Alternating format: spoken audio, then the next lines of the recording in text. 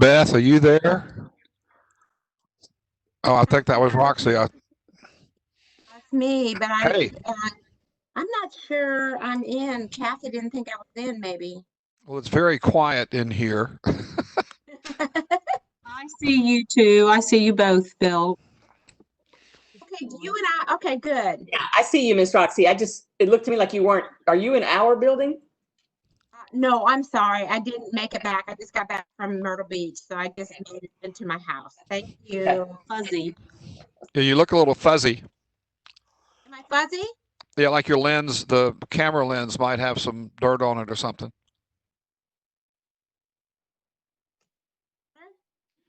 Maybe it's just you. No, that's not good. Is it bad? Let's see. I think it's sunscreen. Oh, get out of here, Chris Hagerty.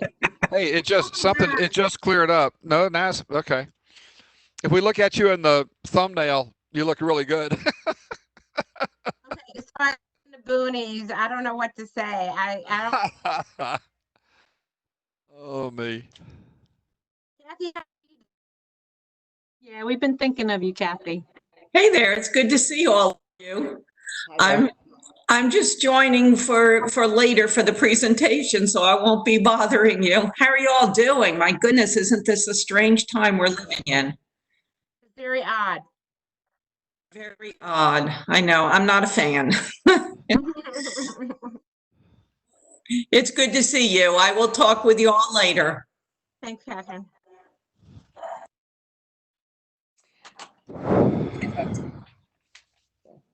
Thank you all for all of your emails and texts and everything else. Sorry to hear it. Thank you. Service will be in a couple of weeks because of this pandemic stuff. Yeah, it makes it different. Sorry to hear it. Yeah, this is a tough time, but you've been in our thoughts.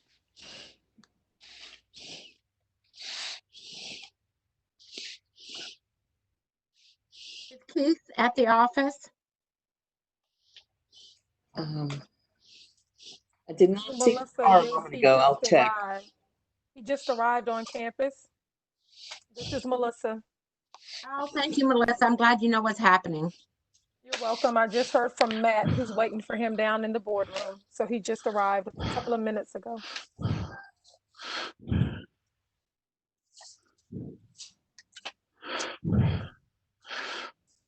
So Matt is my new friend. I appreciate you for connecting me to him. He was amazing.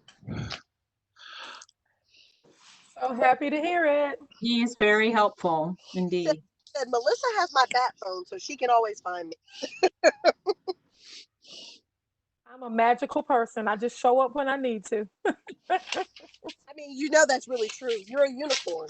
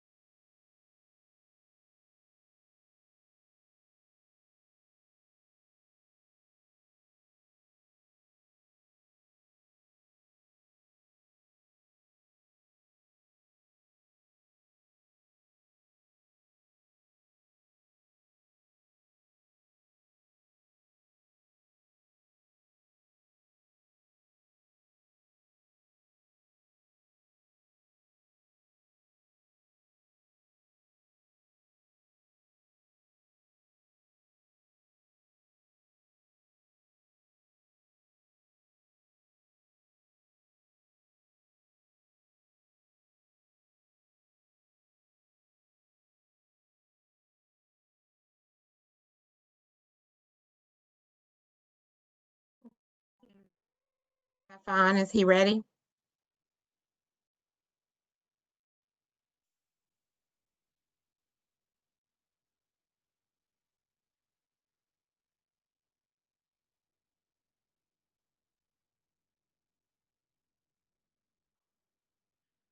I think I'll call the meeting to order. Who do we, I gotta get my early instruction. Do we need a vote to call the meeting to order? No. No. Okay, so we can start with our instructional calendars from early college, Nightdale, and high school. Can we start with that? Who's giving that presentation?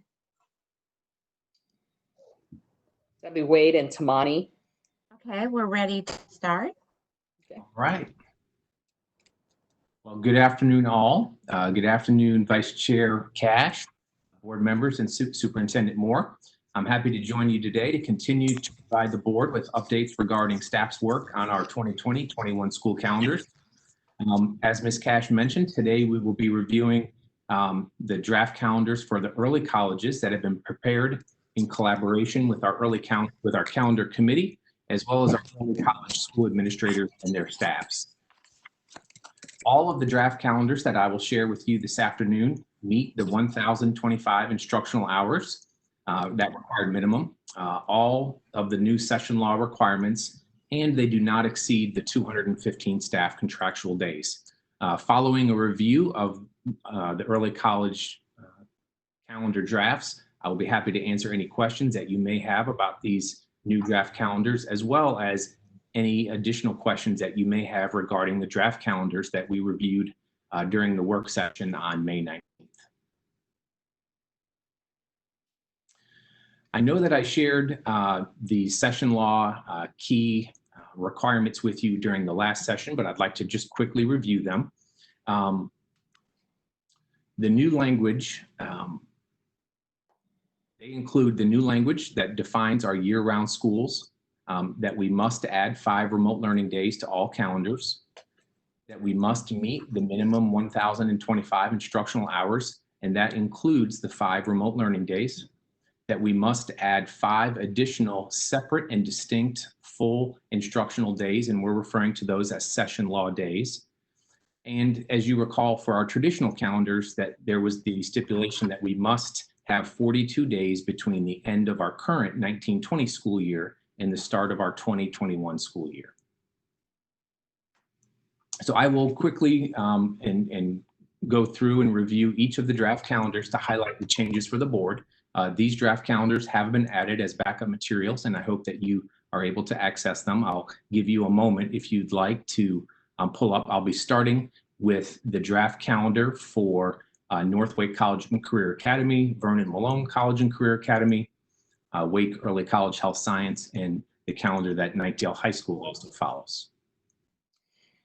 If I could provide just a bit of context while you're pulling that up. The calendars for our early college high schools and Nightdale High School are always approved in the spring just a few months prior to the school year, because we must wait for our early college, university, and community college partners to establish their academic calendar before we can approve a calendar. So these always come where you are approving 2021 for these schools, but you will be approving, and the changes tonight will be 2021 for our other calendars as well that we brought last week. And then shortly after this, we will bring you 21-22 calendars for our other schools. So sometimes we get a little step off here. Yes, thank you, Superintendent Moore. And as you may recall, I think the board actually just about a month or month and a half ago reviewed the original 2021 calendars that we brought. So the first draft calendar, as I mentioned, is the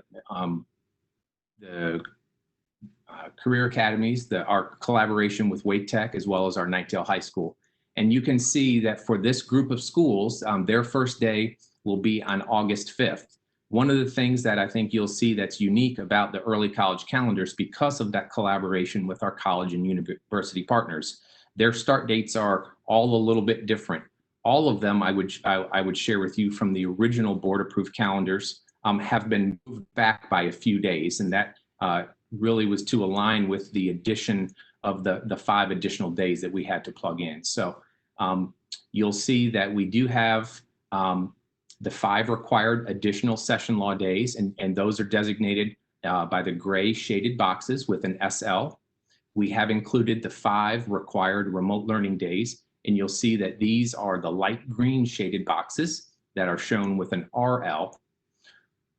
One of the things that I would share with you in reference to all of our early college calendars is you'll see that the remote learning days fall on teacher work days. As we worked with the school administrators at each of our early college high schools, in order to align the students' college coursework along with the district transportation that is provided so that students can access the schools as well as the colleges and universities, we were not able to schedule these remote learning days during district instructional work days as we were able to with our proposed traditional calendar, because it would therefore restrict student access to their college courses during those instructional days. So you'll see that the remote learning days all fall on teacher work days.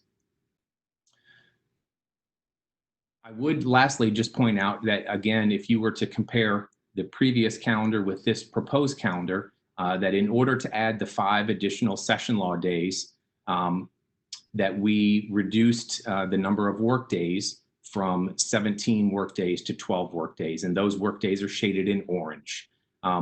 Again, we were forced to do this so that we did not go beyond the 215 contractual days for staff. Okay, I'll transition to our second calendar. The second draft calendar is for our young men's and women's leadership academies. Here you'll see that their first day is now August 3rd. You can see that the 5 required additional additional session law days are in the gray shaded boxes designated by SL. The 5 required remote learning days are in the light green shaded boxes and are shown as RL. Similar to most of the calendars that you've already reviewed, if you were to compare those calendars, you would see that the teacher work days have been reduced from 17 to 12, and those days are shown in W in the orange shaded boxes. The last early college draft calendar is for Wake STEM Early College. You'll see for their calendar, their first day will be on August 6th for next proposed. You can see that they have their 5 required additional session law days in the gray shaded boxes designated by SL. The 5 required remote learning days are again in that light green shaded box and are shown as RL. And lastly, you will see that the number of work days has been reduced from 17 to 12, with the work days being shown in the orange shaded boxes.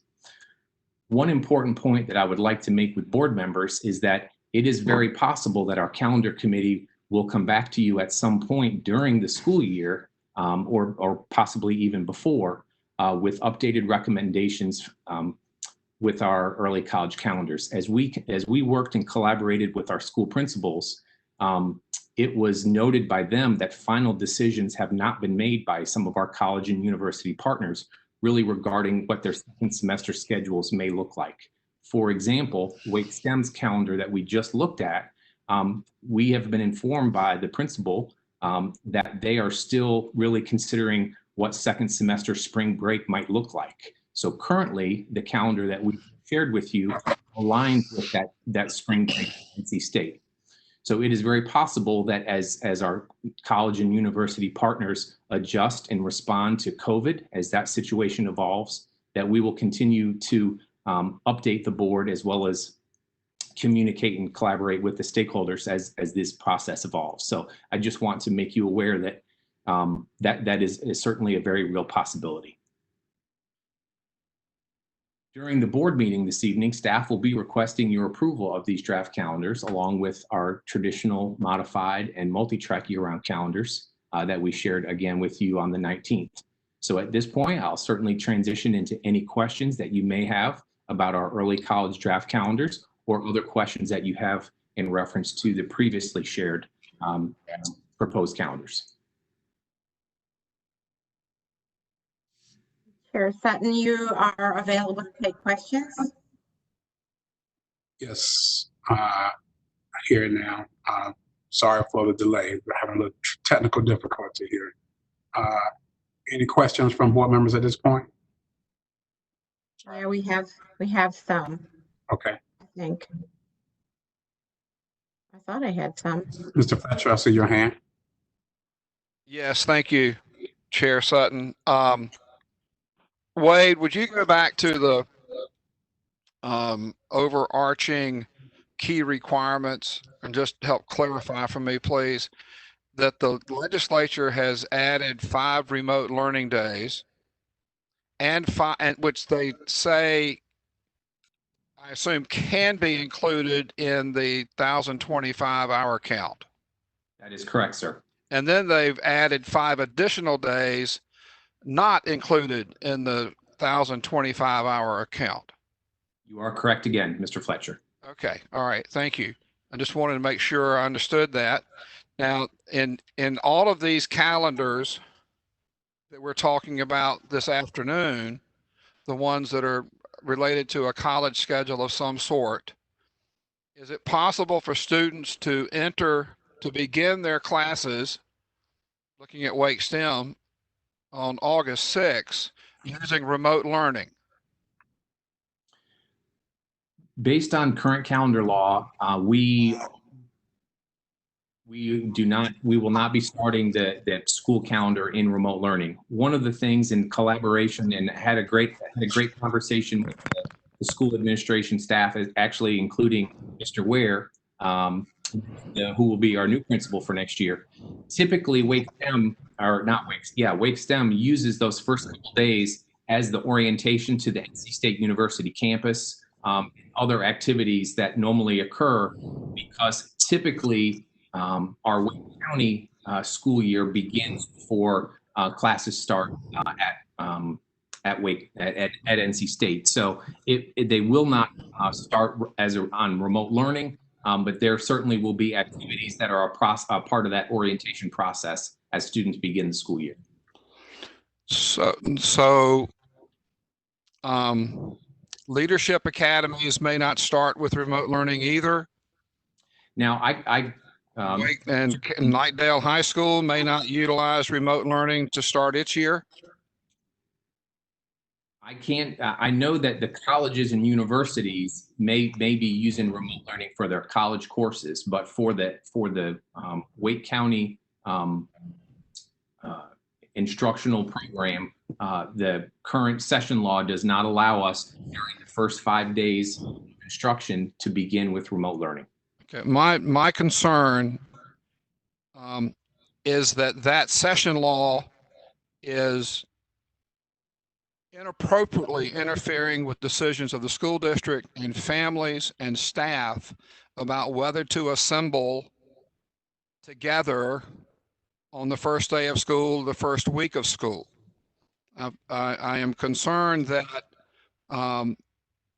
families may make choices other than participating with Wake County schools if their children are required to come to school en masse. Teachers may choose not to teach if they're required to come into a classroom with 20 kids, and while we're still in trying to shake ourselves from this pandemic. So I'm not calling you out, I'm calling the legislature out, that to artificially say, and our attorneys have interpreted the statute this way, and it's very clear in the language, to say that we may not use remote learning on the first 5 days of school is just inappropriate for the legislature to put that restriction in. And I am one board member, I would encourage us to, shall we say, create as much flexibility as possible for our parents and staff so that they can be fully engaged on the first day of school, no matter what calendar it is. Otherwise, we're going to have chaos in terms of folks setting up homeschools and looking for different strategies other than spending the first early part of the next academic year with Wake County schools. So that's, I think it's a fundamental problem in the legislation, and we need to figure out how we're going to support. I mean, if you look at families who have immunocompromised children or family members, teachers who have an immunocompromised house member or themselves, and there may be folks who have concerns about re-entering school without having those immunocompromised challenges. We need to be able to embrace an option for all of our community to stay involved in the Wake County public school system, and the session law is getting in the way of that, and I'm very concerned about it. I would just say also, that your points are exactly points that are being made by superintendents across the state. As we converse with both DPI and folks from NCDHHS and the governor's office, and our legislators, to make sure that they understand how it ties the hands of districts and limits some flexibility that we believe will be necessary and important. So we would affirm what your concerns are. Thank you. For those who are afraid we're going to have a second wave, we need as much flexibility as we can possibly have should we have a second wave, so that we can return to a fully remote learning strategy, even without a gubernatorial declaration of a state of emergency. And so I think the legislature has not, either they have not understood what the impact of the law is, or they have, and we need to get that flexibility provided to LEAs. Thank you, Mr. Fletcher. Again, points well taken. Ms. Kushner, good afternoon to you. You've been waiting patiently. Good afternoon, Chair Sutton. Thank you. And I do think Mr. Fletcher's points are something we need to discuss much more fully when we get the COVID update, because it pertains to the start of school for all our 191 schools. But for this particular calendar, Mr. Martin, I'm curious how some of these schools are going to have a remote learning day on a teacher work day. How is a teacher supposed to balance these two seemingly simultaneous activities? Ms. Kirshner, again, that's going to certainly be a unique situation that our early colleges, as well as you may recall, we discussed the same issue when we looked at our multi-track year-round calendar schools, because of the work days falling during track out.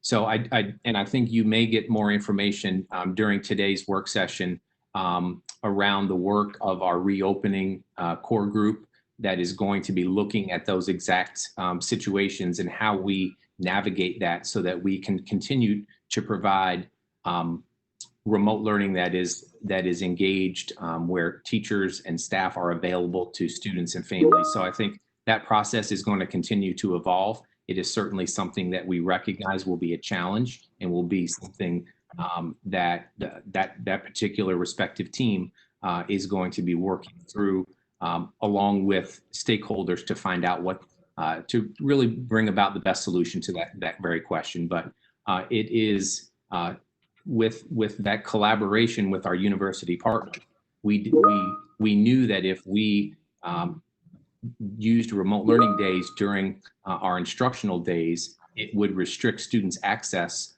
through transportation to their college courses, and that was really the priority as we had that conversation with the staffs at the early college schools. So they felt confident with the work and that they've done thus far with our current remote learning, that with preparation and planning for that, they would be able to provide support and the necessary learning for students. That's amazing. And I'm look forward to a fuller discussion when we get our update. But we are voting on all these calendars this evening, I think, with the sound warning that we may be updating them and changing them as if that's required. All right. Thank you, Chair Sutton. That's it for me. Thank you, ma'am. Ms. Scott, I saw your hand next. Good afternoon to you. Thank you for being patient.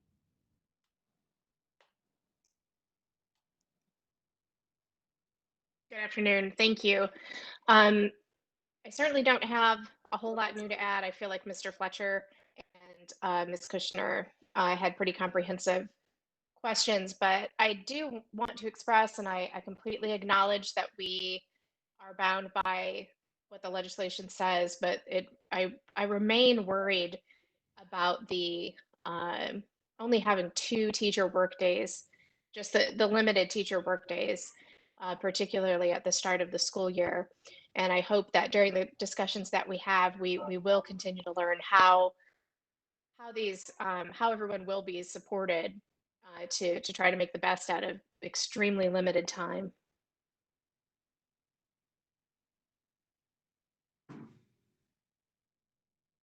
All right. You don't want to respond to Ms. Scott. I know you're making more of a statement. Is that more of a statement than a question? I think what I can say is, should something change that allow us to provide more days at the start of the school year, we would certainly bring that back for further review and decision. What I do know is that as of right now, we do have the option, and I believe we're planning to exercise the option of letting teachers, if they are interested in coming before those 2 days earlier in the week, to allow that and trade it off for a work day that's later in the school year that then they would no longer have. So we will build those options into the calendar because we want to make sure that if teachers are coming earlier, that they have the opportunity to trade it off for a later teacher work day that would no longer be required of them. Okay, I really appreciate hearing that. I think we know teachers already do quite a bit on their own, but we want to make sure that we're allowing them the flexibility, considering they're already expected to do this extra work without extra pay. So I appreciate that. Thank you. That was it, Chair Sutton. All right. Thank you so much. Dr. Martin, good afternoon to you. Saw your hand next. Thank you again for your patience also. Thank you. And I want to echo Mr. Fletcher's comments completely. You nailed it effectively. I want to reiterate, disappointed that we have to go from the 17 teacher work days to 12 teacher work days because the work still is required of our teachers. And so really that is just 5 days of work that is unpaid. So I reiterate that point. That's not a Wake County Public Schools decision. That is a legislature decision, but that is a reality.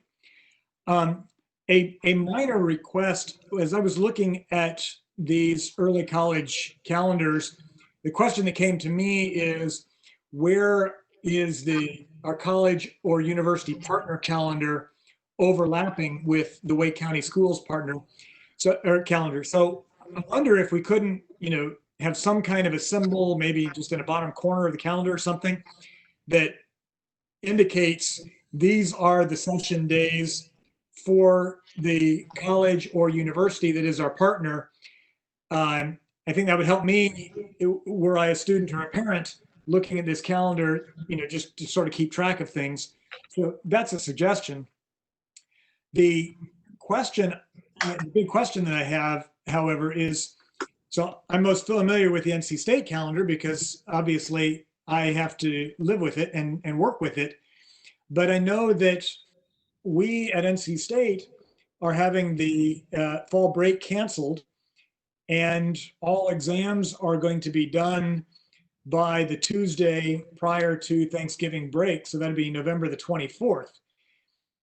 We have now here in the Wake County Schools, at least state college calendar, that our students will be in session the entire month of December.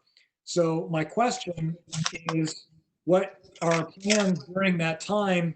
It strikes me that's an unusually long length of time where Wake County Public Schools will be in session, but our university partner will not be. So could we have just a brief thought on how to balance that seeming mismatch?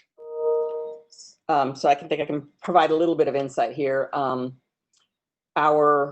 Most of our students who are attending NC State University coursework are concurrently attending WCPSS coursework.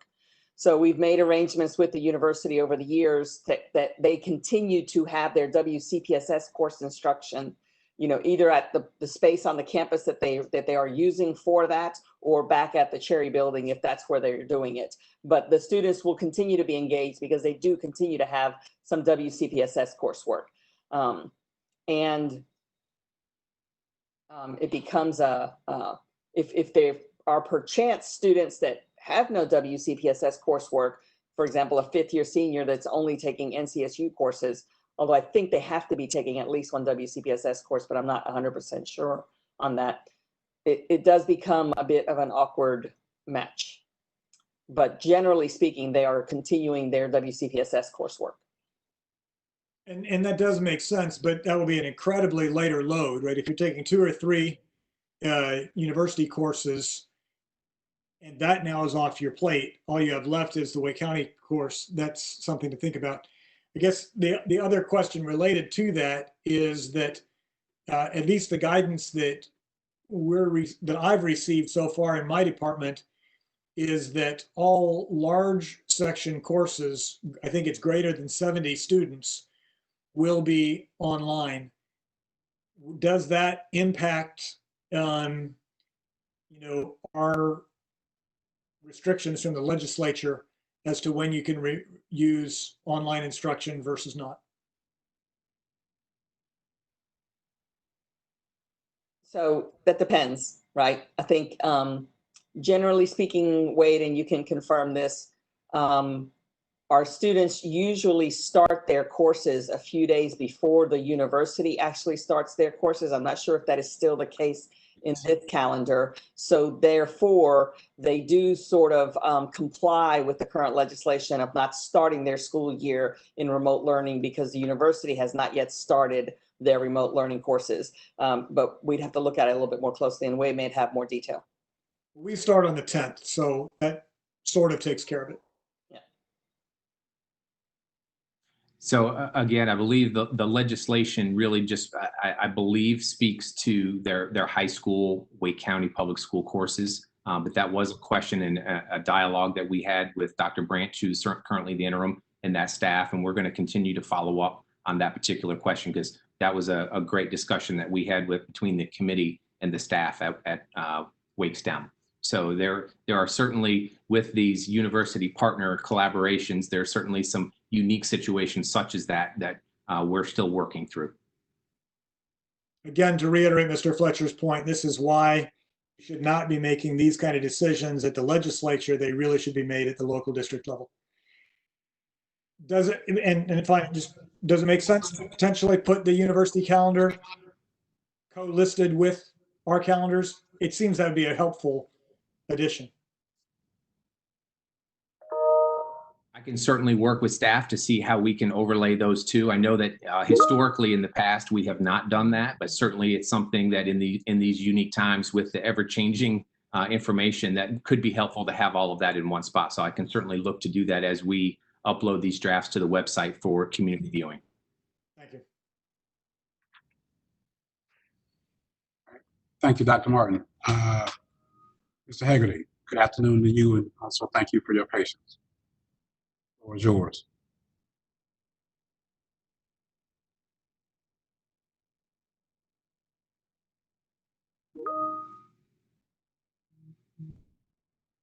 Mr. Haggerty? Okay, I'll come back to him. Ms. Mahaffey, I see your hand. Good afternoon to you. Good afternoon, Chair Sutton. Thank you. I just had a quick question as we are talking about our early colleges and our calendars that are unique like this. Have we reached out and heard from DPI regarding waivers for these schools? Or is that our calendar waivers for our schools just not a possibility at this time? The early college schools, all of our cooperative innovative high schools are not subject to the revisions that were made in the calendar law based on COVID-19. So that is Okay. why they are able to start when they start and schedule the way they schedule. So there's not a waiver required. We've already Okay. utilized what flexibility we can with how we've set it up. Okay. And are we able to look into that for, I know it's not here right now, but our multi-track? So our multi-track year-rounds are included in the legislation. That is why the adjustments that we made required to start later required that we add time to the day in order to meet the definition of what's in the calendar law. Right. Okay, thank you. Thank you, Ms. Mahaffey. Mr. Hegarty. Thank you, Mr. Sutton. I just had a quick question for my own understanding. Looking at the early college and career academy calendars, I see that after most long breaks, we include a teacher work day, which is something that I know all of the teachers really appreciate. But on leadership academies, we don't.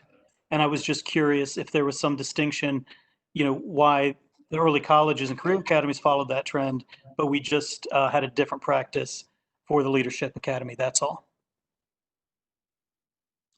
Sure, and I think one of the things that's so unique about these respective calendars is our calendar committee is really able to work with the individual school on their calendar. So when we looked at what they currently had board approved for the 2021 year, and we worked with them, they opted to as we had to essentially collapse 5 of those teacher work days out of their respective calendar. They knew. They were able to connect events that they had scheduled with their university partner or at their school and choose the days that would have the least amount of impact in terms of programming that they had scheduled. So really, the leadership academies, we worked directly with those 2 school principals and their staffs to select those days. So I can't really speak to why they chose that one, because I honestly don't remember what specific event they had, but as they were looking at those 5 days and which would have the least amount of impact on their programming for next year, those were the respective days that they selected. Great, thank you so much.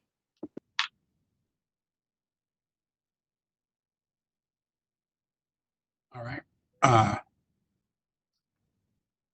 Seeing no more questions there, Mr. Martin, are you ready to continue? Yes, sir. All right. We're moving to the single track now. Single track 4 year-round calendar update. So continuing with our updates, I would share with the board that since our May 19th work session, staff has continued to explore options for our single track 4 year-round calendar based on the updated session law that we discussed during that work session. Staff, as well as district leadership, has been involved in ongoing communications with the Department of Public Instruction, as well as with a number of our elected state leaders during this 2 weeks that we've been between work sessions. We have come to understand that there was not necessarily the intent for this updated session law to negatively impact our single track year-round calendars. However, we're faced with the guidelines as they are outlined in the law. So today I bring this to the board this afternoon really as a discussion item. We will not be seeking board approval for a single track 4 year-round calendar this evening, and we will continue to have the dialogue with state leaders as well as the Department of Public Instruction as we continue to explore options. And we'll be bringing this back to you on the June 16th board meeting. So again, I'm not going to go through each of the respective key requirements, but I do want to, again, draw your attention. Really, the focus area here for us in the calendar committee as we work with these schools was the very first bullet point that said that we must meet the new language that defines year-round schools. This requirement certainly had the greatest impact on our existing single track 4 year-round calendar that the board had previously approved.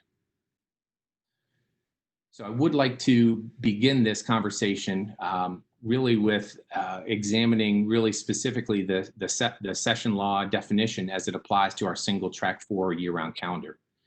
The entire year-round definition is in section 2.1 of the new legislation. And in the new definition, there are parts A, B, and C. And the legislation identifies that school calendars must meet at least one of the defined parts. So for our single track full calendars, they really must comply with Part B of this new definition. And Part B clearly and specifically states that the LEA must have a plan providing students to be scheduled to attend 45 instructional days, followed by 15 days of vacation. And this is repeated throughout the school calendar year, and the law defines that as July 1 to June 30. What's interesting about this respective calendar as well that I would point out to the board is that included with that specific days provision of the law, we would also have to add 5 additional session law days as well to this respective school calendar with those identified 45 and 15-day rotations. So as we discussed earlier in the work session on back in May, without the guidance at this time from the Department of Public Instruction as well as DHS around the social distancing guidelines, there's great concern with what school might look like in July, and knowing that it will most likely affect the number of people allowed in buildings. So back at our May 19th work session, we recommended moving the start date of our multi-track year-round schools to August 3rd. And normally our single track 4 calendar aligns with track 4 of that multi-track year-round calendar.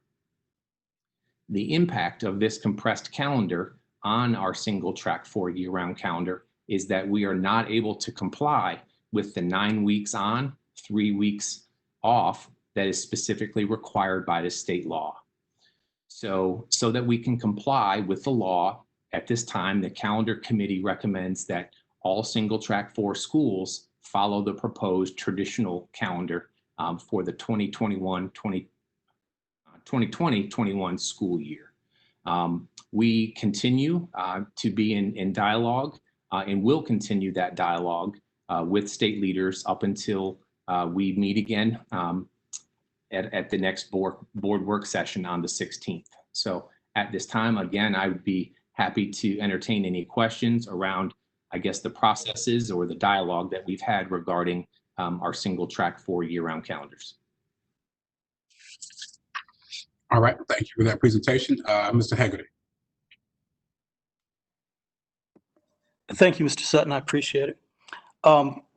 One thing I guess I would like us to look at, and I know that we have until the 16th to take a vote on this, is the process by which we arrived at this situation. And what I mean is, if this was just a legislative oversight, if there wasn't, and not to second guess what was in the hearts or minds of any legislators at any time, but if this was just an oversight, not considering Wake County's single track year rounds as it considered the other types of schools impacted by the calendar changes, what we could do to correct it, and what we could do to prevent this sort of thing in the future. The legislature moves slowly at times, fast at other times. I think what you've laid out here is a great contingency plan. I think we're going to have to make a decision, but I do think we should not abandon any attempt to get a legislative solution, a legislative correction here. I'd like to think that it's possible we could get it by the 16th. We may not. But then just another issue that this raises that I'll bring up and introduce now for my colleagues for later consideration is that these mistakes can happen when we don't have good communication with the legislature. And already tonight, we've had countless citations of what the legislature is doing to us, what the legislature has done to us. Now, again, I'm not under any illusions of how the legislative process works. I've worked in it. I've worked in it for many, many years. We currently don't have a legislative liaison employed with the school system. And I don't know how we're involving our board members who could talk elected official to elected official about some of these issues. And I just think, you know, if we're going to be critical and we're going to rail against these legislative decisions, we have to take the step of improving our own communications with the legislature. Again, I'm under no illusion that they'll agree with us or that they may be willing to accommodate us on so many issues that are so important to us. But I believe we have to try. And so I want to put that out there. But in the meantime, Mr. Martin, thank you for your presentation. You're welcome, sir. Mr. Haggerty, if I could just step in for a moment, and I may ask Mr. Blumberg to provide an update on some work that he's doing in this arena. But so I can tell you first that we have not abandoned hope that we can get some type of a correction or an option through legislative action that would permit us to move forward. There's been a little bit of work on that in the last couple of days, actually before the last couple of days, and then more intently in the last couple of days. And quite frankly, the definition that was in the proposed legislation that did not include a definition of multi-track year-round as late as Friday evening, before it was changed and then voted on and approved on a Saturday afternoon. And I think I was on the phone 2 or 3 times with Jonathan that morning, with some other folks that work closely with our legislators, as well as with even the governor's office, to let them know that the new definitions of year-rounds might cause some issues for us and that we needed some time because we didn't think that they would necessarily work. So we did what we could in that short period of time, but I do believe that your point in terms of a longer term relationship and it would be helpful. We had been consulted on the initial definition and felt that it needed a tweak. And it was our understanding that that tweak was going to happen and that there was not an intent to mess with necessarily our calendars. And yet when that definition came in, that's exactly what it did. And it happened literally within 24 hours. But your point is well taken, and we need to continue those open conversations and opportunities to engage. So I'm gonna let Jonathan sort of take it from there so he can tell you where we are right now. Just really quickly, I did want to say that I've had just multiple conversations with your superintendent, and that she has reviewed this, I think, from every angle creatively about, can we look at it this way? Can we look at it that way? What options can we have? Sort of been steadfast in trying very hard to see if there was a good solution. Also, amazing job with staff and being able to, in the most instance, be able to get the school calendars to fit within the new law. Incredible puzzle work and really impressive.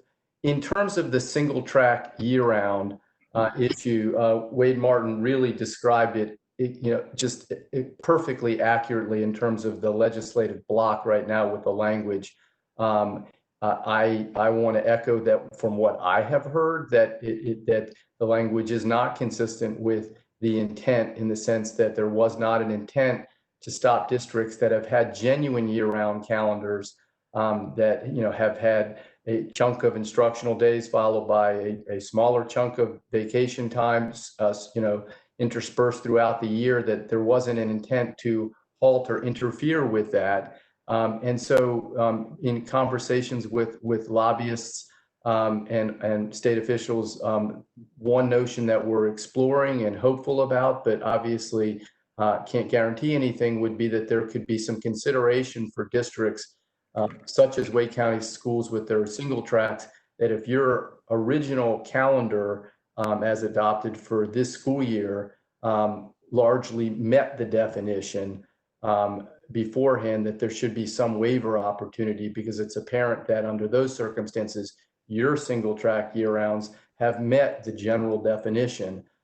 So looking at exploring to see whether the legislature would be open to a waiver possibility for that, or if your calendar for last school year, for the 1920 school year, again, met the general definition of a year-round calendar single track, then that would show that that particular school was one that really wasn't what the legislature was looking at when they were trying to put a definition in place.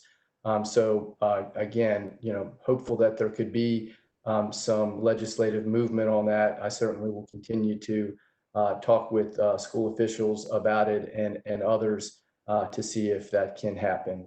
Appreciate the opportunity to comment. Thank you, Ms. Moore, Mr. Bloomberg. And Mr. Haggerty, again, just want to underscore your point. Your point is well taken. Thank you for raising it. Again, I don't think that there was a lack of communication in this instance. But again, to your point, in terms of improving our processes, there's always room for improvement. We have tried, as you may know, a number of different scenarios where at one point we had a full-time staff legislative liaison. We've had contract liaisons as well. And so we will continue to look at it and review and see how we can improve that going forward. But the point is well taken that we should be working to partner and work with our legislative body to get as much support and partnership as we can. Thank you. I really appreciate that. Yes, sir. All right, seeing no other questions, Mr. Martin, do you have any other further updates or any information regarding calendar? Mr. Sutton, I think I see Ms. Johnson-Hostler and Ms. Cash's hands up. Okay. I'm not scrolling down far enough. Okay, I'm sorry. Ms. Cash? Yeah, I think everybody understands my feeling about the fact that I think we set a group of people that are not thinking we're moving as a Wake County school system to maybe change track 4 to traditional. And I know that's not the case, Ms. Moore, and I don't believe that's the case. I really don't believe that's the case. I am trying hard to believe that. So I do think my problem, not problem, but my concern is I do respect what legal says when we identify the fact that we have that legal tells us what the law says, and then we call DPI, which we should do, and get a clarification. But the point that Chris Haggerty was making was that we now left out the legislators here. And from what we understand, and I think we've talked to them, I know Ms. Scott and I have both talked to a few of the legislators, and they have said that was not the intent of the law when they didn't totally understand that single track 4 was impacted differently than multi-track during the definition. So I'm glad that we now know that the single track 4 is being impacted by this definition, and that there's a possibility that we can make it work for single track 4, which is what I want to do, because I don't want it to look like we are trying to change single track 4 to traditional. So I'm going to hope very desperately that we get this waiver, or we get this change of definition, however it is. And I just need some help on knowing what our board members need to do to make sure that we talk to our legislators correctly.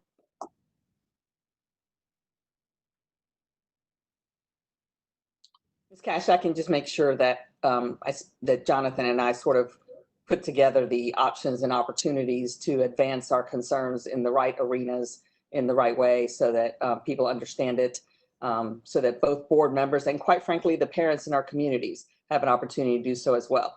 That is the main reason that we are not voting on these calendars today. We want these 2 weeks to try to affect the change. Thank you. And I'll just add to that, Ms. Cash, several board members have been involved in some conversations.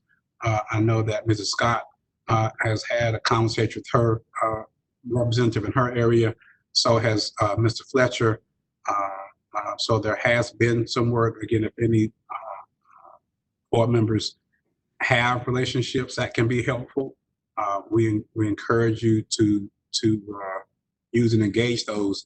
Just please keep us on the staff informed when that is happening, so that we are, sort of working with a unified voice, and that we also know, what's happening, what conversations are being done, so that it is coordinated as best as we can.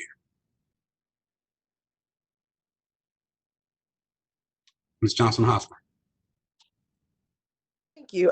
Mr. Haggerty went first, so he did address kind of most of what I was going to say, and I do have one addition to not just us as board members or Wake County Public Schools as a body have a presence with our Wake County delegation. I think most of us who've been on the board for a while also acknowledge that generally we have the support of our Wake County delegation. That's usually not where our pushback comes. But I really think I continue to say, and I know, Ms. Moore, you do this with superintendents, but Wake County Public Schools also needs the support of larger bodies that represent school districts, as does, I'm sure, Guilford probably feels the same in this case. But we really need the support of all of our LEAs and all of our superintendents, because Wake delegation, and of course, all of us who've talked to the Wake delegation knows that they support us. That's not really where our rub has been, quite frankly, in the last couple of years, minus one or two people, but we've always had support of the Wake delegation. The real concern is making sure that we have other supporters of Wake County Public Schools to be relaying that message to the entire General Assembly when they're making those decisions, because inevitably Wake is going to be impacted differently. And as someone who spends quite a bit of my time, like Mr. Haggerty, at the General Assembly, it is helpful when you have allies who are also echoing the sentiments that no school district is, whether it's by mistake or decision, that any school district is negatively impacted the way Wake County. This is just one instance of how we've been negatively impacted, because we do have larger number of schools, larger number of student population, and quite frankly, we have the most diverse calendars as well. And so when we're talking about calendar law, I guess my plea to you, Mr. Sutton, and Ms. Cash's leadership, and I know previous chairs have done the same thing, of really talking to our colleagues to be supportive of Wake County Public Schools as well, because the Wake delegation doesn't pass a piece of legislation on their own. And so we really need other people to understand the impact that this has on our families. So we feel the pain of our families on single track 4 right now, but I think it's helpful if we make sure that our colleagues are aware of the support that we need, that this is just one example. And the more LEAs who support our work, the easier it is to get change in the General Assembly. Well, I think you're right. There are a number of ways that communication is ongoing through a number of the committees that Superintendent Moore serves on, in terms of the large districts, and the point you raised about the unique needs of Wake County. And I think that was more of what happened in this situation, along with, as Mr. Haggerty referenced, the speed this time in which the legislature was moving. Keep in mind that these legislative changes were done during their COVID-19 session that lasted maybe 2 or 3 days, and so that they did move fairly swiftly, as Superintendent Moore indicated. And while there were calls and things going on, at the same time, votes and decisions were being made, and I think we were just a victim of the speed of the legislature at this time. I know staff, again, Superintendent Moore, if you want to add anything to that, or Jonathan.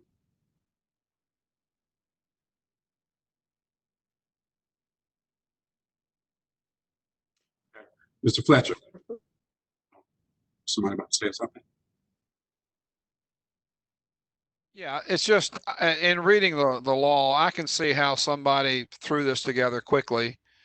We talk about the year-round calendar as being 1545 or 4515. What got written down was 4515. And the interpretation our council has given us is that if we can't start with 45 instructional days before we have the 15 intercession days, then we're not compliant with the law. And I really think it's just a simple, the language we use is 4515 or 1545, and it doesn't really matter which comes first. It is how the year is broken up into quarters with intercessions in between. I think somebody took that that common language and put it into formal words that has created the challenge for us. And hopefully we can get common language straightened out with our legislative partners. Again, I agree. We've been told it was an unintended or unfortunate mistake. I've even heard it being referred to as a drafting error. So we're going to assume the best and that it was not anything that was intentional, and that hopefully we'll be able to get a swift change to help us out and to fix that. So we will keep everyone posted.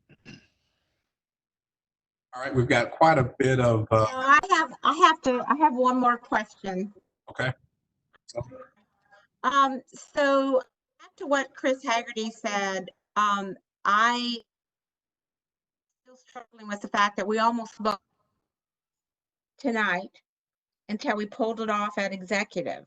So the fact that that again, it was not intended, I don't think, by our legislation. So the fact that I think that if we did not know that, somehow or another, we do need somebody in legislation, whoever it might be that we contract with, that sees this is just an interpretation of the law, and that we actually can change that by letting legislators know. And I know Wake delegation supports us many times, but yes, we are right that is many other counties that affect our LEA, especially Wake County.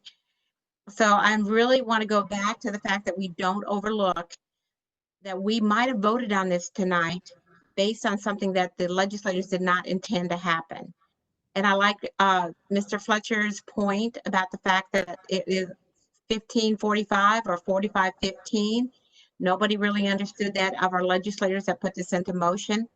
So we need to make that urgent, that we find someone that is working within our legislation to talk to them, as well as we do as board members as well.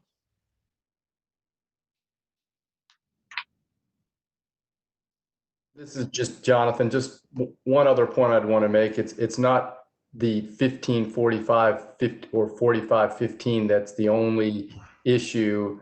The issue here also is directly related to the need to start school later than ordinary under the extraordinary pandemic circumstances, and that is what's relevant and not accommodated by the strict language of the legislation. Oh, horse feathers. You know, and I don't have a problem with the fact that we are what we think the law says. My problem is with the fact that we don't challenge it right away. And I just think the fact that we need to do that, we need to know that we can, and how we do that, I don't know. That's all I have to say. Thank you, Ms. Cash. We hear you. All right, well, thank you, Mr. Martin, and Ms. Anderson for those updates. So if there's nothing else, we're gonna continue moving forward with our agenda. Thank you, board members. All right, next up is the annual report of student suspension data. That's been brought to us by Mr. Paul Cohen, Dr. Paul Walker. Good afternoon, Chair Sutton, Superintendent Moore, and board members. We're here today to present to you the annual report of student suspension data from the 2018-19 school year. You may know, and as a reminder, we're reviewing this data set as part of our state and local policies requiring we share this. And our desired outcomes for today are as follows. We want to make sure that you leave with an understanding of the purpose of the annual report. We also want to share our successes from the 2018-19 suspension data. We also want to share our areas for growth from our 2018-19 data. We also want you to have an understanding of the ongoing work connected to our 2018-19 suspension data. For our purpose today, along with the state and local policies requiring we share this annual report with each of you as our board members, the presentation of the annual report is also connected to our overall vision as a district, that our students will be prepared to reach their full potential and lead productive lives in this complex and changing world. The continued monitoring of our suspension allows us to assess the degree to which our practices are supporting the vision of Wake County Public Schools. These elements will also be covered in the next presentation connected to our comprehensive plan for equitable discipline practices during this work session. Today's presentation is a brief synopsis of the comprehensive annual report of the out-of-school suspensions and discipline for the 18-19 school year. The report that will be shared with you at a later date contains detailed information by school, race, and gender, and acts as a helpful tool for various informational and problem-solving needs around student discipline. Again, what we are sharing this afternoon is not meant to be an exhaustive look at this full comprehensive report. Rather, our presentation is the balcony view of our annual short-term suspensions. We've provided for you a 2-page guide with essential questions, successes, areas for growth, and our ongoing work that follows along with our presentation. On the second page of this document is a place you can take notes on the connections, challenges, concepts, and changes that may come to mind during our presentation. We ask you to write down your thoughts and questions, and once we've completed our presentation, we will have time to answer questions. I will now pass it to Dr. Walker.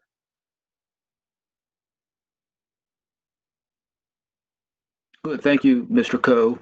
And I want to start with the incidence of suspension versus the student suspensions. As you see, this language is very key. And so I'll say it clearly that 5,975 students accounted for 9,950 suspensions. So what does that mean? This means that some students had multiple suspensions. I emphasize this because this is a point of confusion often. And as we go through these numbers, this must be a foundational clarification for all of us to understand. Because undoubtedly, someone will claim that 9,950 students were suspended. That is not true. So let's start with clarifying that it's 5,975. This is not long-term suspensions. So I want to be clear. Remember, it's over the days that we had 300, 350 long-term suspensions. We've changed policy. We are putting students, assigning them to disciplinary alternative learning programs. And so we had 3 long-term suspensions, true long-term suspensions for the 18-19 school year. With that, let me remind you that a short-term suspension is 1 to 10 days. And so that's really what we're talking about since we've had the 3 long-term suspensions in our district. So with that, let's move on and speak to how what we're going to talk about will be divided into really 2 specific parts. The first part is that we're going to review what you're seeing now. What are the successes that we're seeing in the county for the 18-19 school year? And so we're going to start with that. There's going to be several slides that we talk about the good things that are happening. And then, of course, we have areas of growth in our district that are in need of improvement. So let's go ahead and start with clarifying the successes within our data. And we will see the accompanying slides that highlight all of these thereafter. So this is going to be key as well. 96% of our students not suspended for the 18-19 school year. We see our population is increasing, but suspension count decreases. We'll also see that overall in all the levels, elementary, middle, and high, we are decreasing in suspensions.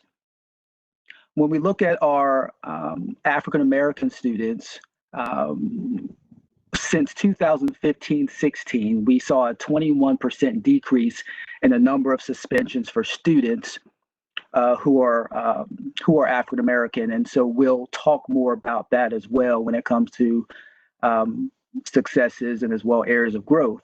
And it's very key, lastly, to note that we have the lowest number, and we continue to have the lowest number of suspensions among the 5 largest districts in North Carolina when it comes to our suspension rate. So let's look at each one of these and highlight it. So we see here the 96% of students not suspended. Really key information here. So a main question we want to answer is this: what percentage of our entire student population was subject to an out-of-school suspension? This is a key question to clarify because we could easily think of some of these large numbers impacting a statistically high count of our students. As you see, 4% of our population was actually subject to an out-of-school suspension. And I often have to remind, even as I talk to schools, individual schools that are dealing with out-of-school suspensions, that often there's 2% or less of even their student body that are actually impacted by out-of-school suspensions. So why is this key? As we determine ways to improve student outcomes, this 5,975 is really a reasonable target when we talk about strategic interventions. And with that, you will see that on every slide, really at the bottom, I'm going to remind you that we're talking about 4% because you're going to see larger numbers than that, but it's all geared towards this 4% of the student body. So with that, let's go ahead and just look at the next 2 slides that are really going to work off of each other, and we'll go over those quickly. So you'll see here, population increases, but student suspended decreases. So even as we get more students, we are decreasing. This is a key highlight because we would assume, one would think that while our population grows in students, suspensions would as well. So this is an overall positive aspect and success of our data. And so that's students. So if you go on, thank you for the number of suspensions, you see the 11,556 and now to the 9,950 count.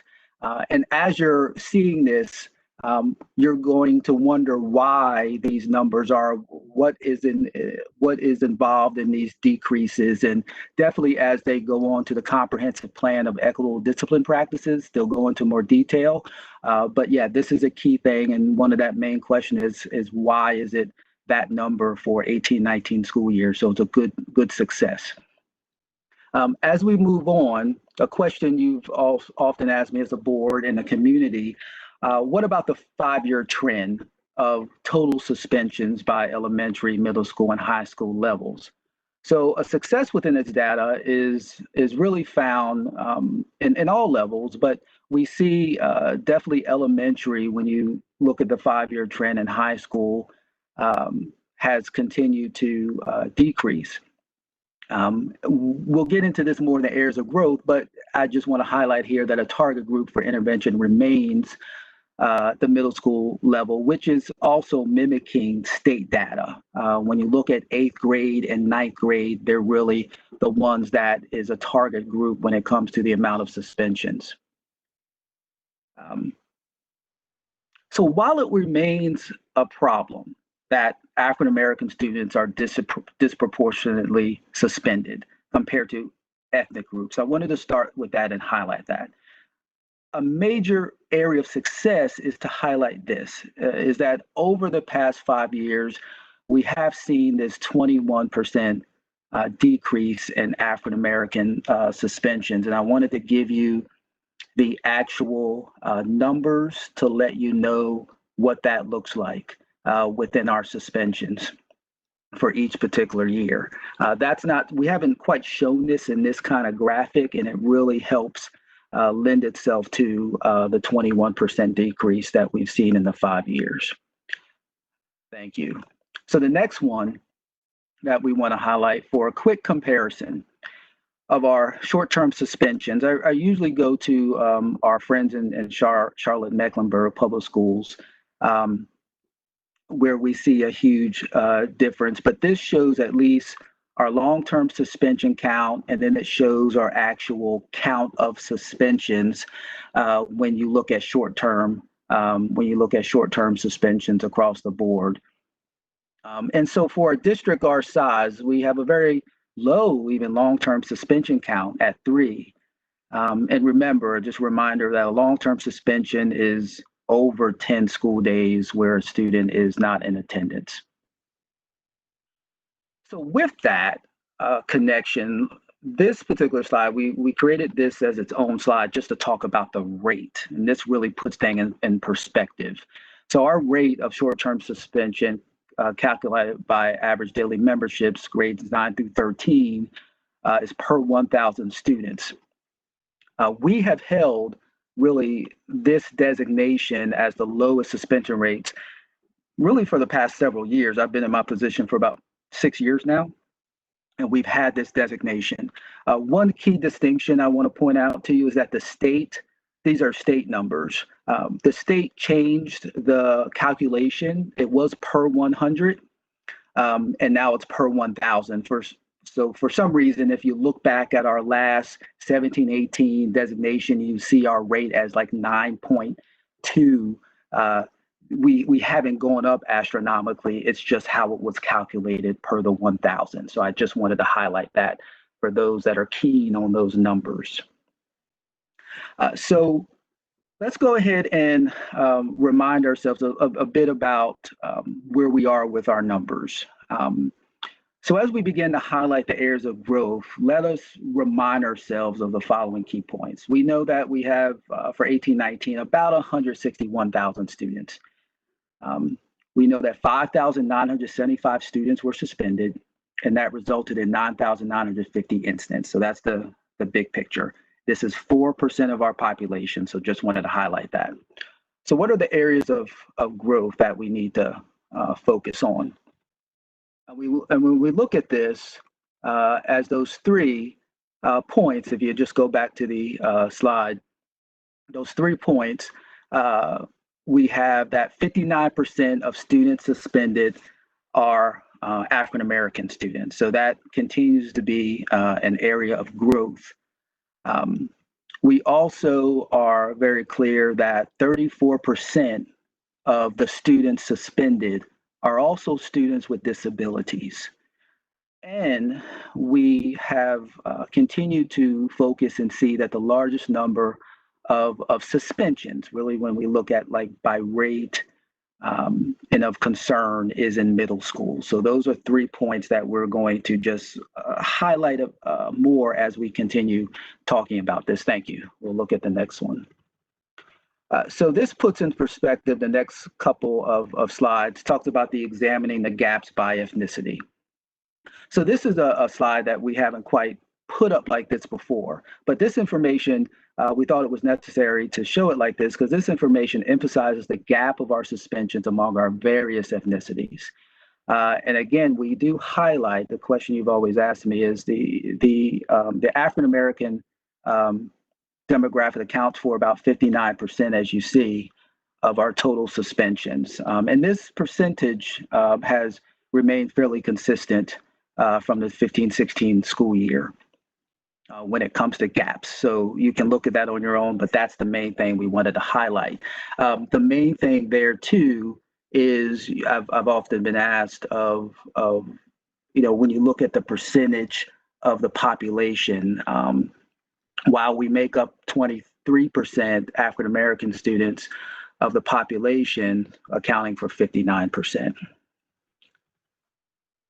And the next slide is something that, again, to remember, we're talking about 4% within our population, but I do want to highlight in this graph of supporting the gaps and clarifying that it's a point of concern. And with this, I also want to just highlight, and you'll hear it more in the sense of the comprehensive plan, but I do want to just take this opportunity to thank Superintendent Moore, Keith Sutton, for sending out and reaffirming our district's commitment to racial equity when it comes to our all students. And so this really highlights a key aspect of our African American students and the need to focus on the disproportionality. Next area of growth we've talked about, of course, is our students with disabilities. These data points, this data point shows that students with disabilities, remember, they comprise about 12.5% of our enrollment, but they account for about 1/3 or so of our suspension numbers, which continually is another aspect that we want to tackle. And so looking at that, we're going to break this down even more, because with that area of growth, I want to just take this opportunity to highlight what this looks like overall. So 90% of students with disabilities, right, are not suspended. And so that's a key aspect that when seeing the area of growth, I want to couple it with this just fact of it. You've asked me in the past to make sure to let you know what this looks like by level. And so you see that by elementary, middle, and high as well. Thank you. Also, sticking with individual students with disabilities, we thought that mimicking our other slide of African American decrease, that this would put things in perspective, that we are seeing a decrease in students with disabilities suspensions. And also on the side, I just as well gave you a little box to just show, table to show you what those numbers look like. And so that's the overall data. That's the overall numbers. Again, you'll get the redacted report of this in more fine detail, as Mr. Coe said. But with that, I think I'll pass it along to you, Mr. Coe.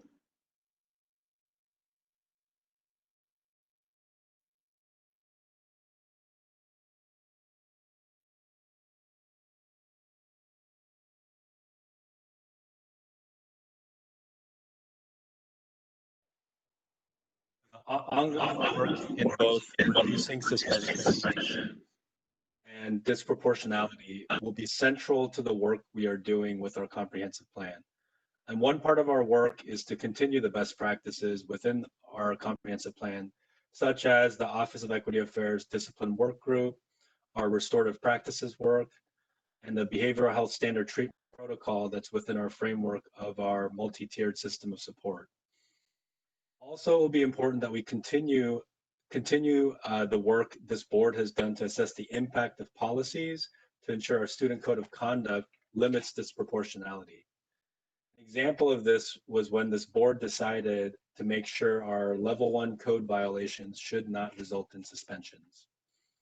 Our work in reducing suspensions and disproportionality is deeply connected to strengthening our work within a multi-tiered system of support as a district. The more we are able to provide academic and social emotional learning that engages and supports all of our students, the more we will see impact on our suspension data through the continued work. And resources such as the Tiered Behavior Resources Guide will help us with this. Again, this presentation was a synopsis, and the final report is still under revisions, will be sent to the board at a later date. But now we'll pause for any questions.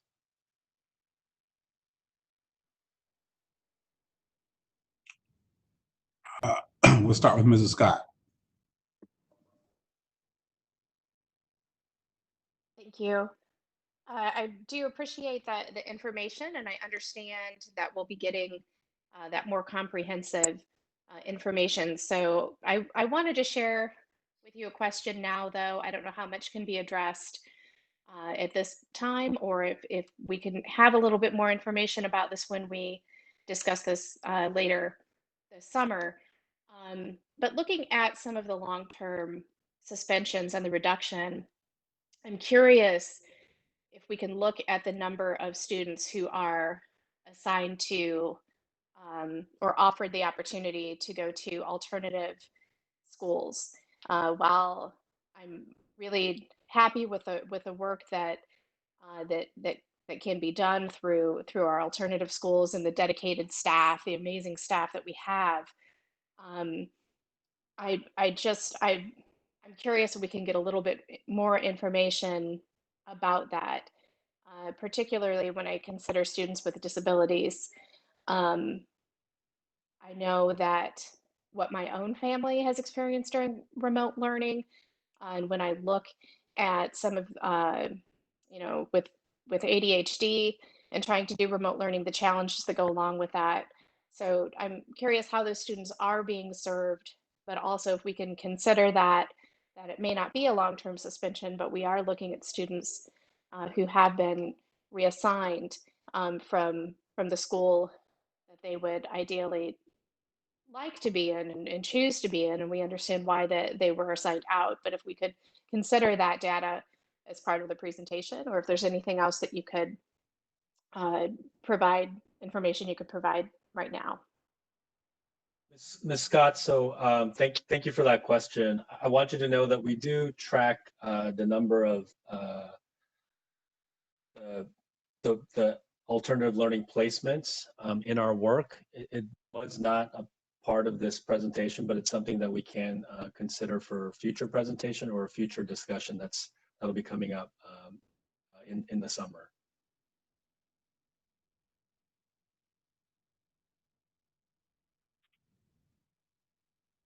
And also how students are being served, or at least maybe an example. I don't know if Karen Hamilton would be able to provide an example of what that might look like as well for a student with disabilities who is being served, particularly in a remote learning environment. And that's it for my questions. Thank you. Thank you, Mrs. Scott. Dr. Martin.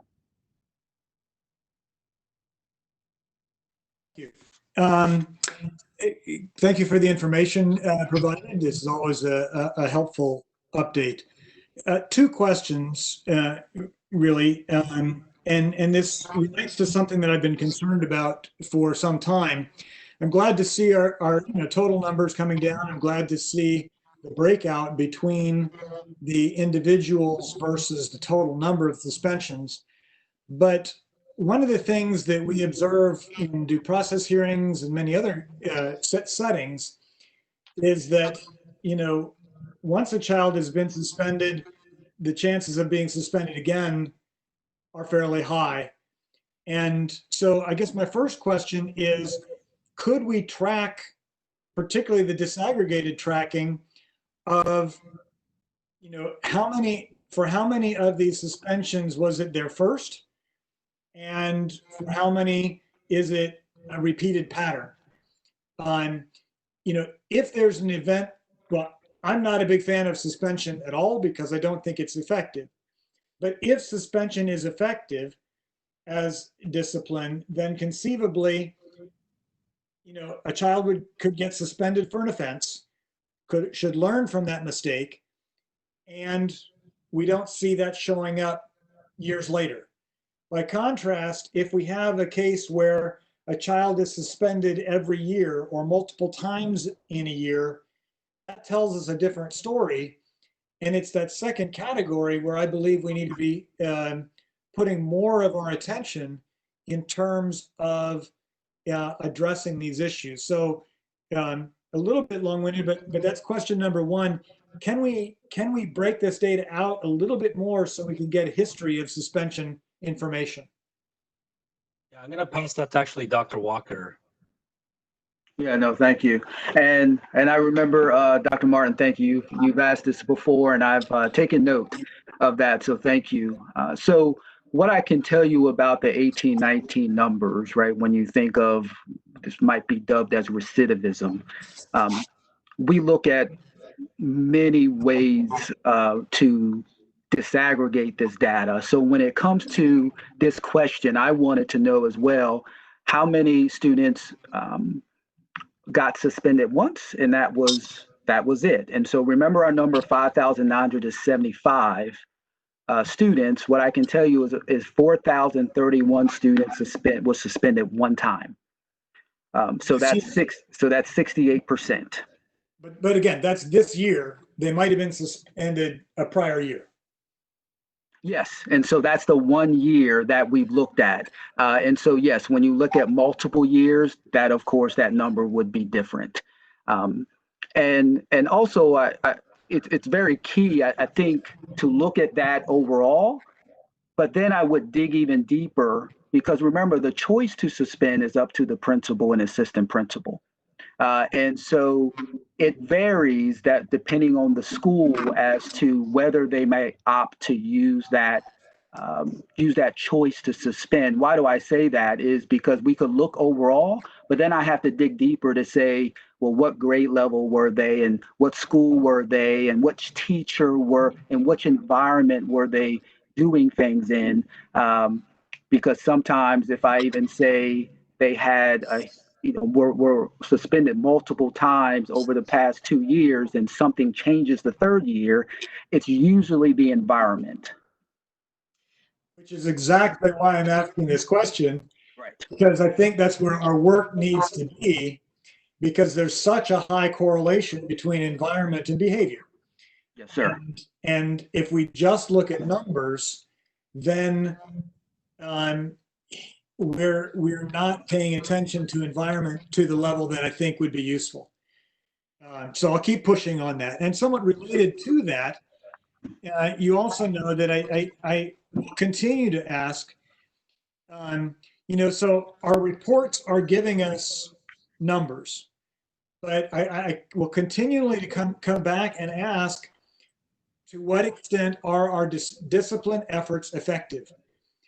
And it's sort of the same question, but it's a corollary to that question, and that is, are we getting repeat suspensions? Are we getting repeat assignments to alternative learning centers? Because if our discipline is effective, it should lead to changes in behavior. And if it leads to changes in behavior, then we shouldn't keep seeing things repeat year after year. So, I've asked for a study, I've asked for some feedback and reports. So I'm going to ask for it again.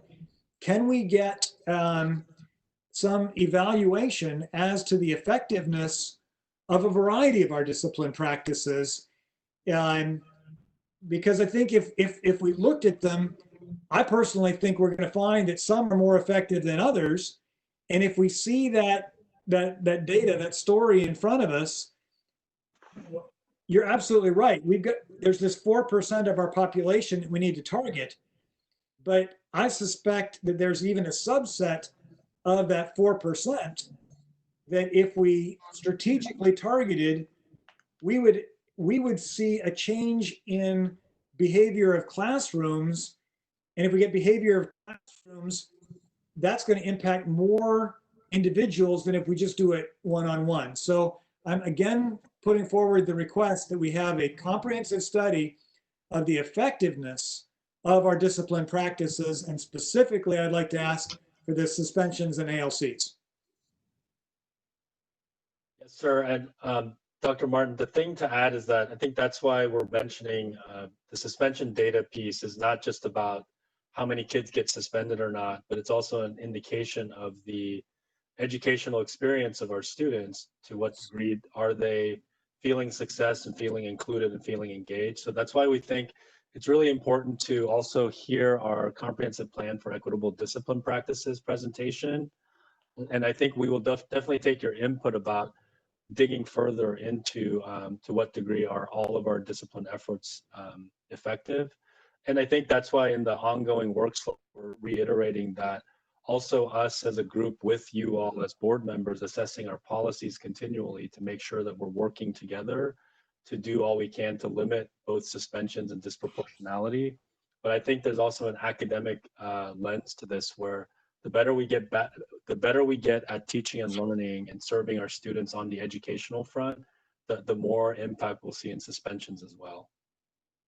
Well, and I just want to make sure, and that's part of why I will always focus on the change in behavior, because, I have seen and am sympathetic to, challenge in the classroom, because, we're not just calling for a reduction in the number of suspensions.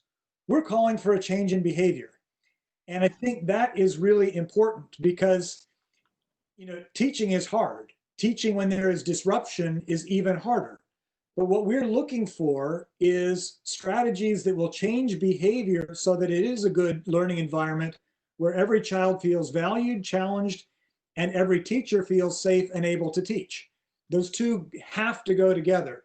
So I just want us to really emphasize that we're looking for change in behavior, not just reduction in numbers of suspensions. Okay. Thank you, Dr. Martin. Ms. Mahaffey.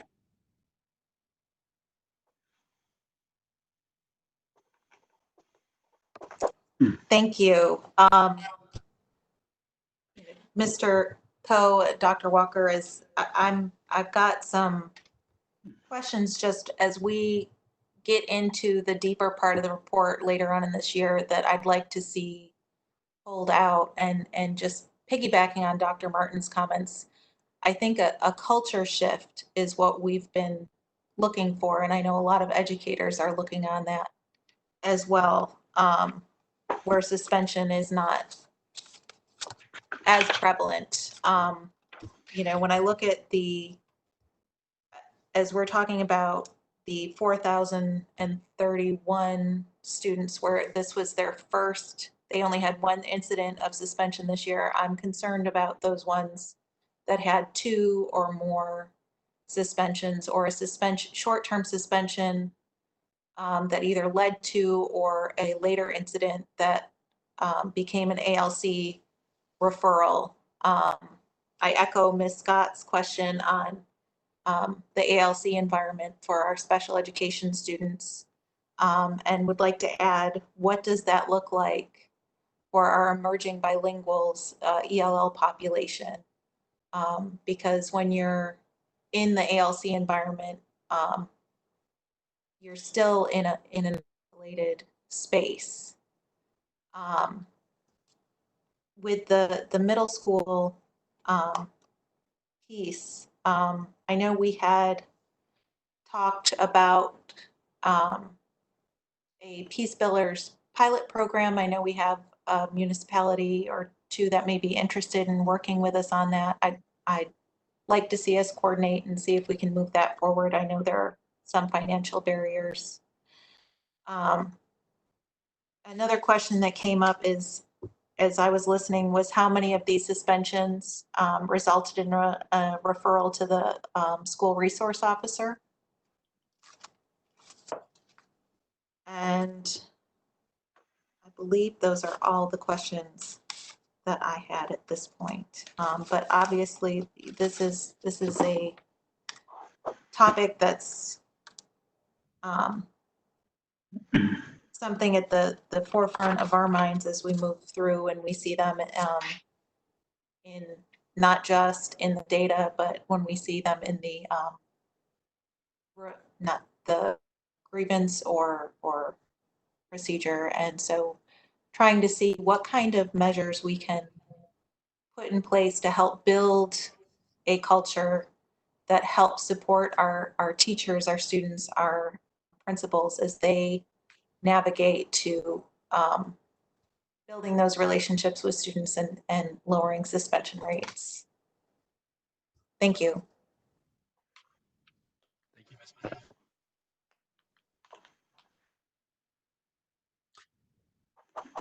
Mr. Cody, did you have a specific response to that?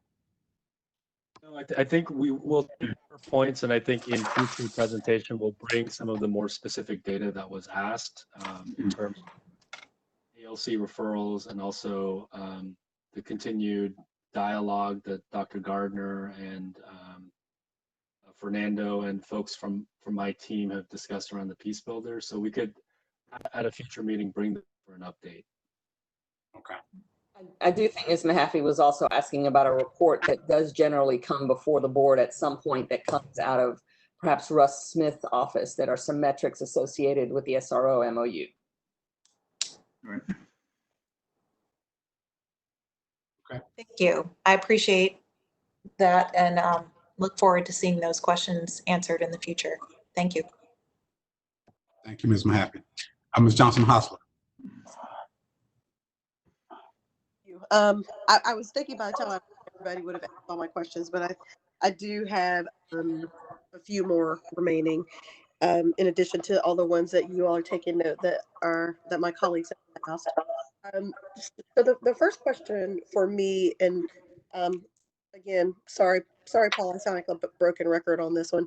Have we taken a look, or maybe you can, because I can't tell based on the next presentation if you're going to bring this up here, any of the outcomes in schools who have taken some of this work that was done several years ago based on when we first got our equity office up and running. So for instance, like I know Ligon Middle School, Temple Drive Elementary School were 2 that I personally knew that we had actually put extra support people in to reduce suspensions.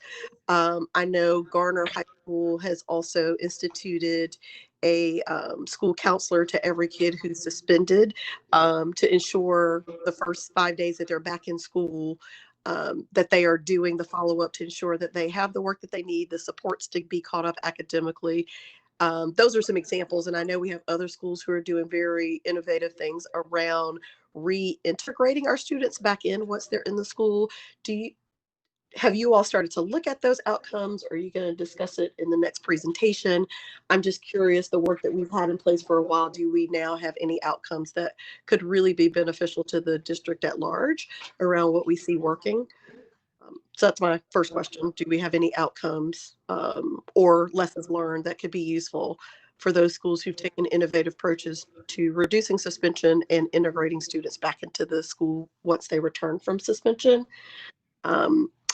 The second question is similar to Ms. Scott and Dr. Martin. I think both touched on this around students with disabilities. While we've clearly done the work around really taking a look at reducing the disparities gap, but I'm also curious, well, hopefully when you give us more data, I guess my request is that if we can look at it disaggregated so we could actually see, are there disparities still for African-American students? So for instance, if we look at the disability students breakdown, is there a disparity there? So I know this is granular, but if we truly are going to make strides, I think the more data we have access to, the more we can start to look at, are we somehow still missing disparities, even though the numbers of suspensions have gone down?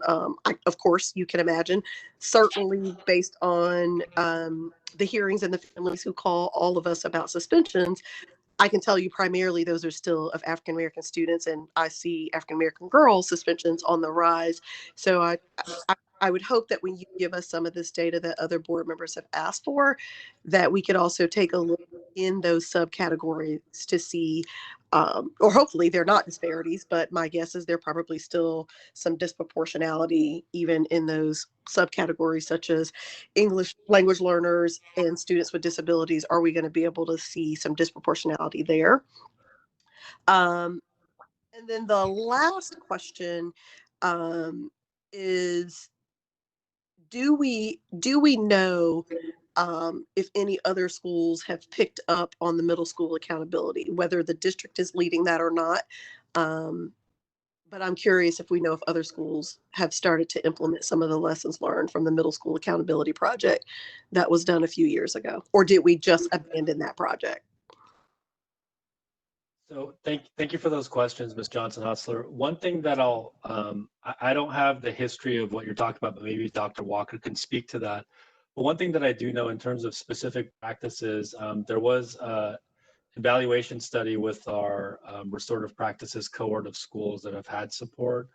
Across each of those schools, there was a reduction in suspensions. And we also compared it to student experiential survey data. And generally, the suspensions have gone down and the experience of students in the feeling of connectedness had gone up. So that's one data point we could point to. But in terms of the breakdown into additional subcategories to look more precisely, I think from the feedback from the board, that's additional work we can do to bring to each of you at a future time to make sure we're looking at those and answering your questions. And I can see, and of course, I can see that Rodney Trice is on, so you don't have to answer me now, but I am curious if that middle school accountability project is still lingering in the district anywhere. And I certainly can send you the data. I used it often to try to really kind of, to Dr. Martin's point, watching those schools that were having actual behavior changes with the extra supports that we were providing in those middle schools. So that's why I'm curious if it's still happening, because we certainly haven't heard about it, but that often doesn't mean that it's not occurring. Yes, so we've continued through this year. Prior to COVID, we've had both an elementary school cohort led in collaboration with Dr. Walker's office, a cohort working on student discipline along with the middle school cohort.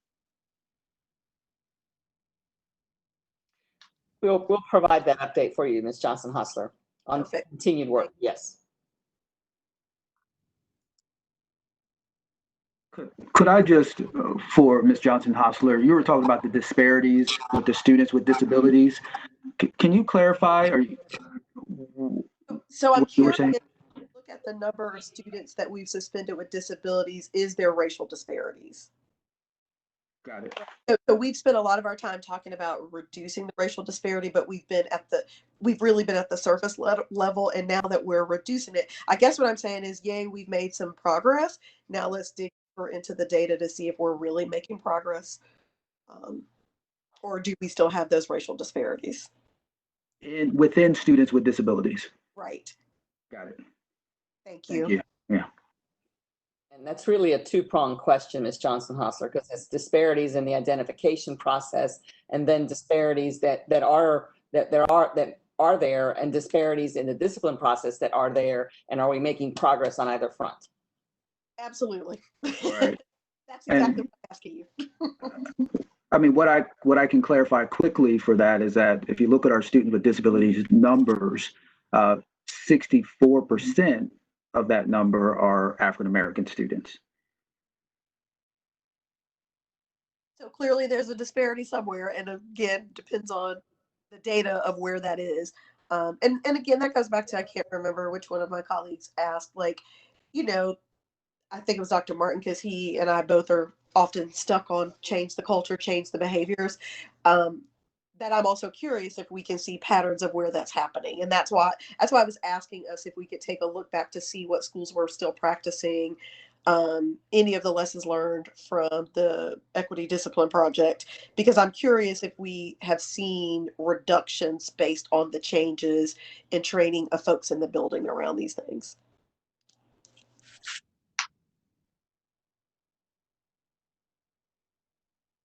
Very much for entertaining our many, many questions. Thank you, Ms. Johnson-Hostler. Yeah, thank you, Ms. Johnson-Hostler. Mr. Hegarty. Thank you, Mr. Sutton. Again, I just want to thank all my colleagues for their questions. And Dr. Coe, as they went through the program, I wrote down a number of things that other members have already asked. I did want to really quickly echo Ms. Scott's request for more information about how disciplinary reassignment might fit into these numbers. And if we can look at programs like SCORE and what sort of impact they might be having. The one question that I did have that I didn't hear asked is, again, just an informational question for my own understanding.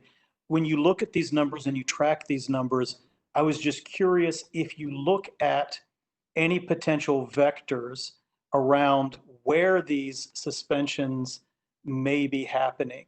And are there any patterns or disproportionalities among certain schools or teachers or staff? And if that's something that you look at and compare to what you have in the comprehensive plan. So, Mr. Haggerty, if I could ask, I think that question may be relevant to the next presentation, because some of the data that you're asking about there is in our voluntary resolution agreement with OCR. Thank you.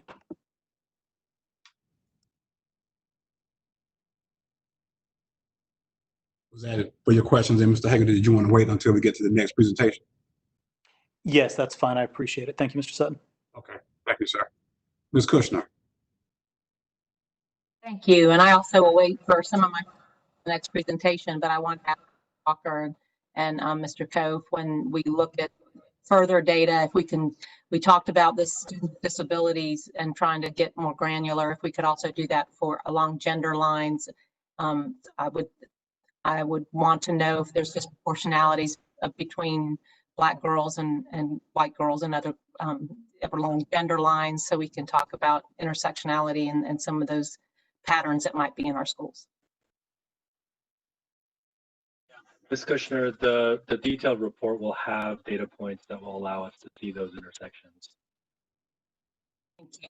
Thank you. And specifically, you know, as we're doing our human trafficking training, and our teachers and educators are getting more tools as to what to look for amongst girls that might be having discipline issues, you know, are they going to be able to recognize on a better level what behavior looks like that might not just be disruption, but might be something they really need to pay attention to if we have that better training.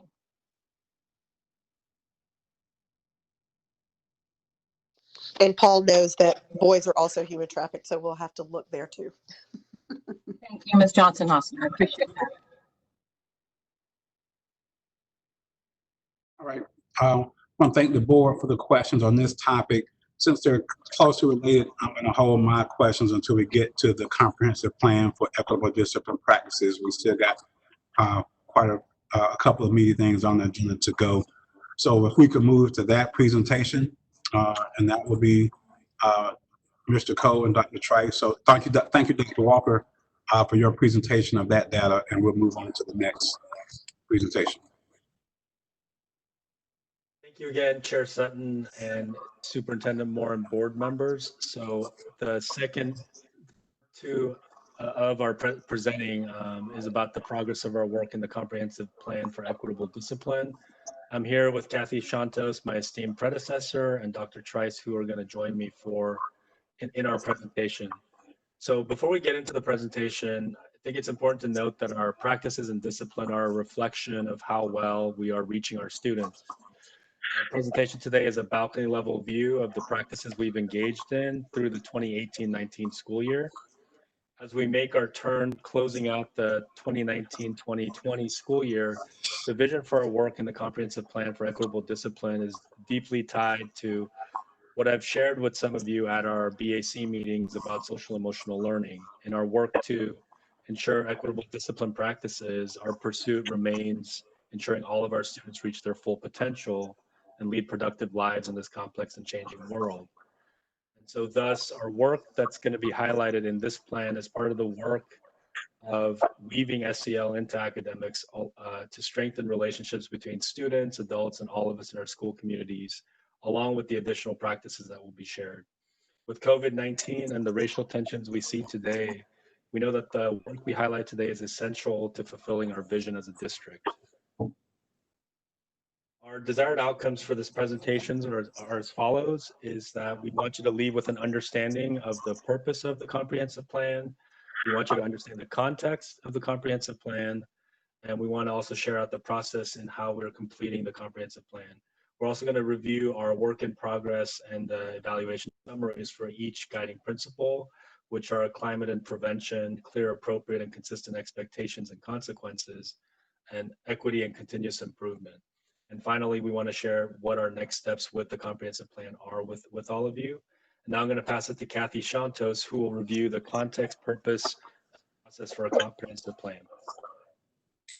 Thank you very much. I'm happy to be here with you today. So as you look at this slide, there's some things on here that you know and remember, but I want to go ahead and reiterate them again for any people that may be watching that aren't sure about this. We are now completing the second year of a 3-year resolution agreement with the Office of Civil Rights. So this is year 2 in that 3-year process. We're currently working on our summary report for the Office of Civil Rights, and that the date for the due date now has been moved to September 1st. We have numerous narratives and supporting documents that we will submit. When that report is completed, that will be shared with you at that time. In the Comprehensive Plan for Equitable Discipline, you'll remember that that document came out of a 2014 letter from the Department of Justice that was later rescinded by the Trump administration, but our board voted to continue our commitment to the principles of the original letter because that original letter was really something that we were already deeply committed to, and we continue to be committed to all those principles and goals. So we kept that in place as we moved forward. The Comprehensive Plan for Equitable Discipline is our tracking tool to try to measure our progress towards more equitable discipline. Go to the next slide. As you know, the goal of the Comprehensive Plan for Equitable Discipline is fair and equitable discipline. This presentation is a report out on each of the three general guiding principles in that plan. The OCR report is due, like I said, September 1st. It's now in draft form. Next one. This presentation today will give you a high-level review of each guiding principle, and this information was taken from our OCR report that's now underway.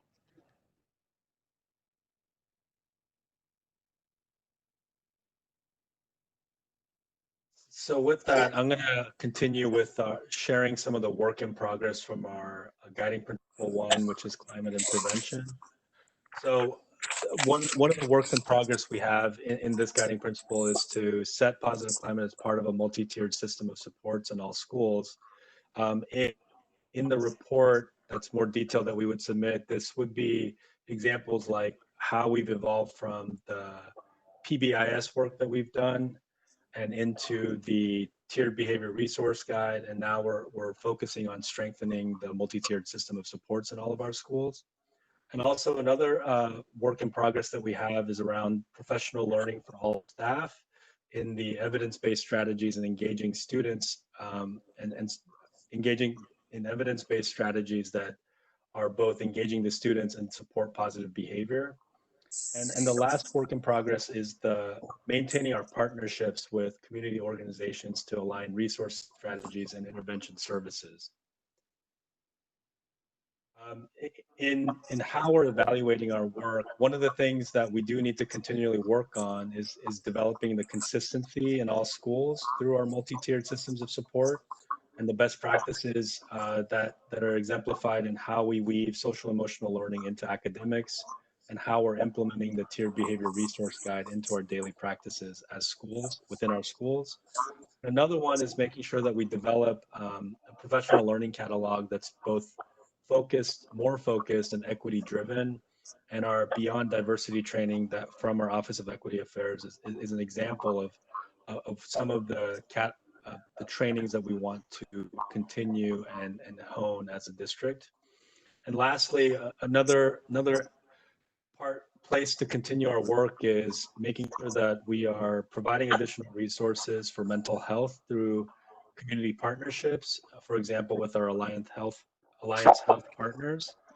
Also in adding additional curricula that helps our schools, such as the Coping Cat curriculum that supports students with anxiety, and also general trainings such as community resiliency model trainings that support our staff in making sure that they are able to both model effective mental health and general wellness with our students. From here, I'm going to pass it back to Kathy Shantas. Okay, so as you look at this slide, I want to emphasize that Board Policy 4309 provides the foundation for Guiding Principle 2. In fact, the three principles that I listed there that are found in your policy are aligned with the three guiding principles in the Comprehensive Plan for Equitable Discipline. So you'll see that our policy has tried to tightly align to the goals of our Comprehensive Plan for Equitable Discipline for fair and equitable discipline. Practices that we have in progress that we are trying to leverage for success include, of course, alternative education, restorative practices, counseling practices, and I want to also emphasize the tiered behavior resource guide is a very important part of monitoring our process as well as providing concrete support.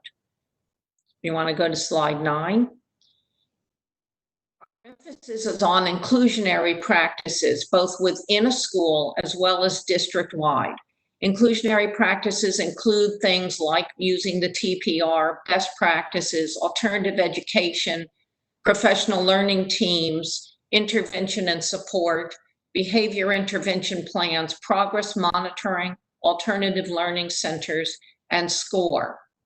We also put an emphasis on building relationships using pro-social skill development tools such as MTS and PBIS, restorative practices, and CREM. We try to provide at all times input opportunities for parents, students, and the community, because you can't have strong relationships if people in your community and your students, certainly your teachers and your administrators, don't have input into both the practices as well as the policies. We provide professional learning so that administrators and teachers can do what we're asking them to do. And we also ensure that we have accountability for all of our employees to use fair and equitable discipline practices. Thank you, Kathy. Good afternoon, everyone. As you can see, General Principle 3 on the slide on the screen is really grounded in the idea and concepts around equity and continuous improvement. And I think in the previous presentation, board members, I think, hit the nail on the head when they kind of identified the work around reducing racial and ethnic disparities in student discipline outcomes as important work. And so when you think about General Principle 3, that really is kind of what underpins that work. In this principle, we really want to see underrepresentation of students of color in negative aspects of schooling and overrepresentation in positive aspects of schooling, like we see with other student demographics. So the Office of Equity Affairs, I think at the time the comprehensive plan was written, was very much rooted in providing trainings and support for staff to unpack these ideas around race, racism in education, and how they sustain and maintain inequities in schools. I think since the time that this report came into fruition, I'm happy to report that it's just not the Office of Equity Affairs, but I spend a considerable amount of time with my colleagues in other departments doing the same type of work in that space along with them in terms of looking at how we can reduce racial and ethnic disparities in a lot of different student outcomes, but particularly student discipline.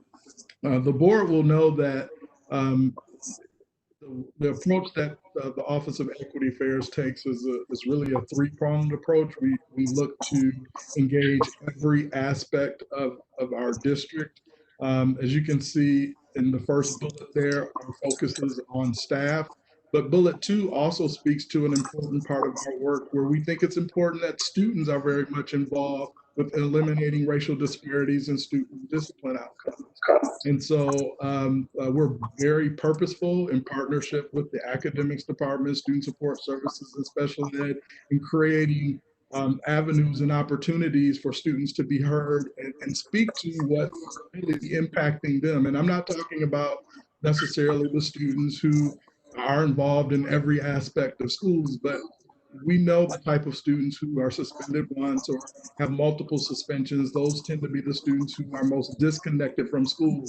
Those also are the students who are least likely to talk to school and district leaders about what needs to happen in terms of creating a new reality for them. So our office, in partnership with other departments, are very much interested in keeping student voice in that space. And lastly, that third bullet there, another aspect of our district is families. We can't do much without teachers. We can't do much without students, but certainly families play an essential part in our work, rooted in General Principle 3. The Community Equity Leadership Team, which I know that board members are familiar with, is incredibly important, even though membership may fluctuate at times. And when there's a crisis, and membership goes up when there's a lull. But there is a core group of people that are committed to the work and have been committed to the work for a number of years in helping the district think creatively about how we continue to think about dismantling racial disparities in schools. The Peace Builders Project that was mentioned by, I forget which board member, one of our board members, that was born out of the CELT group. So that's an example of, things, ideas percolate in the Community Equity Leadership Team. we do a good job, I think, of bringing those ideas to the administration and considering those. And of course, you all know about our parent academies that have been around a while. Those are just a couple of opportunities that we try to create for parents to be engaged. We feel like it's important for them to understand and know about racial inequities in schools and student discipline, so that they'll know how to talk to their children about being in school and can call out and support and advocate on behalf of their children when they see something that is not right or they're not being treated fairly. And so we encourage and really walk hand in hand with our parents in that space. If we can go to the next slide. So when I think about, you know, the direction that we're going with this work, I don't think we can really change. If you look at the times we're in now, I think, you know, much of that is because we haven't really taken a focused look at race and equity in our country. But as a district, we haven't been afraid to do that. Certainly our board leadership hasn't been afraid to do that. Our superintendents haven't been afraid to do that. So we're going to continue to do that with our staff. But I think we're going to lean more purposefully into the leadership and direction that Superintendent Moore has given us to create more coherence in our school district by partnering on the planning, designing, and execution of our work together. If we're going to eliminate racial disparities in student discipline practices, it's going to require us to look at all of our systems, all of our structures, all of our practices, and we can't do it in isolation. And I know that Superintendent Moore has really been on us to do this work, even pre-COVID. You know, during COVID, I think we've had to do that in a way that that we've learned some lessons with. So we're going to continue to engage staff, and not just teachers, but central service staff, principals, assistant principals, every level of our organization will be involved with this work. To answer questions about the elementary and middle school student discipline work groups, those work groups have been in place. You know, I think this is maybe the 5th year, if I'm not mistaken. And so what we usually, I think we're on our 3rd cohort. And so what we do is provide direct guidance to schools with the highest suspension rates. And so we partner with them. When I say we, OEA, Student Support Services, academics, there's a comprehensive team partnering with them in a 2-year cycle. And all we do is meet monthly and provide direct one-on-one coaching with schools to look at who's being suspended and why. So I know that there were a couple of questions about students who received multiple suspensions. That was the first thing that we looked at as a work group. And we asked principals to reflect on that, and it caused us to kind of reflect on, you know, some of our practices. We saw instances where some students who had been suspended multiple times, that's the only way that we could get them support. So what is it about our practices and policies that say the only way that we can get this kid support is if they are suspended multiple times? Those are the types of questions that we were allowed to kind of drill down into and unpack and bring that back up to the central service level and kind of unpack those conversations together. So it's incredibly important to remember that while these schools that are with us in these cohorts, it's really more like a pilot, we use it to better understand kind of what the reality is across the board. And so they've been incredibly helpful, I believe, in not only the groups of schools that have been involved with the cohorts over the years, but those principals and equity teams within the cohort schools regularly present to principals during principals meetings, during the annual leadership summit. There's quite a bit of visiting schools by principals that are outside the cohorts, but that's the type of energy that is in that space. I'm glad that Paul Coe is on. He was very interested in this work from day one, and I think he has some good ideas about taking it even further. So just to kind of do a little side about the student discipline work groups. The second bullet there, like I said, we're going to continue to empower our students.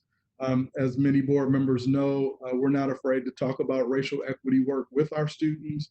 Many of you have been to our student empowerment summits, the Wake Young Men's and Wake Young Women's. I think Chair Sutton even keynoted or gave us a great introduction one year. We're continuing to do things that will support them. You know about summer writing, our Helping Hands program.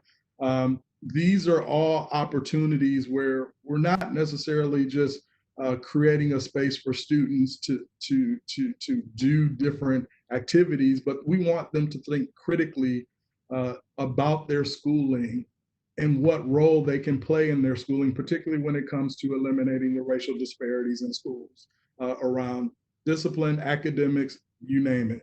We feel like this is very important work to continue. And lastly, why would we walk away from, engaging our families? We're looking at different ways to do that. These are families that have traditionally and historically been marginalized. They're not the type of parents that usually show up to a BAC meeting or a PTA meeting. And so the SELT group and other organizations have been essential in us understanding, what it is that parents are working with in terms of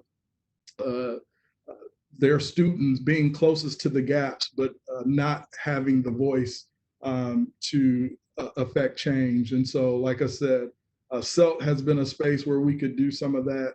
There are other organizations that help us unpack that. You can see the resiliency documentary there. I know some of our board members have been involved with that. The CRIM model training for parents, essential that they understand that work. And I just think we'll continue to be in that space, impacting every level of our organization. If you really think about how systems work, you cannot interrupt a system if we're just focusing on staff. We have to focus on every level of our organization. And I'll pass it on to Paul Cole from here. Thank you, Rodney. So with one more year of our Office of Civil Rights Resolution Agreement in place, we have an opportunity to evolve our work to be more collective. And the ways in which we want to do that is to make sure that we're approaching student discipline and integrating it with our larger initiatives, specifically around the work we need to do with instructional core and within our multi-tiered systems of support. We also want to make sure that this work is not just for Office of Equity Affairs or only just student support services or only academics, that a multitude of our teams are working together and building our team capacity as a central office to make sure that our work becomes more integrated and daily a part of all schools. And then lastly, with the 2021 school year coming, COVID context, I believe there's an opportunity for us to actually continue to look at student discipline and help us create like a mindset shift to ensure that we are actually understanding and enacting more inclusive discipline practices, because I think we're still working on how the 2021 school year will look like. And I think in that, and the fact that students have been away from the school building so much, I think it's an opportunity to actually think through what student discipline should look like, or what our response to student misbehavior should be as we reintegrate students and families into our school communities. So with that, I'll pause here and take any questions.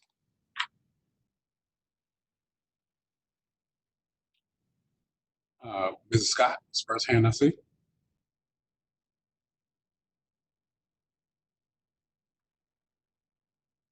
Thank you for that. I certainly appreciate all of this information so much, and particularly the part where we're discussing acknowledging the community, that this is a shift. A lot of this work involves the community, needs to involve the community. And I was curious if we could have any information about municipalities who've been willing to partner with us. I know that Andy Curtis from WakeMed had shared information with the mayor of Wake Forest, who was extremely interested in showing the resilience film itself, the resilience documentary, to her staff. And I know the city of Raleigh has also done extensive work in that area. And so I hope that we can also look at the opportunity to continue to partner with our municipalities and also the work that they do with with their police force as well.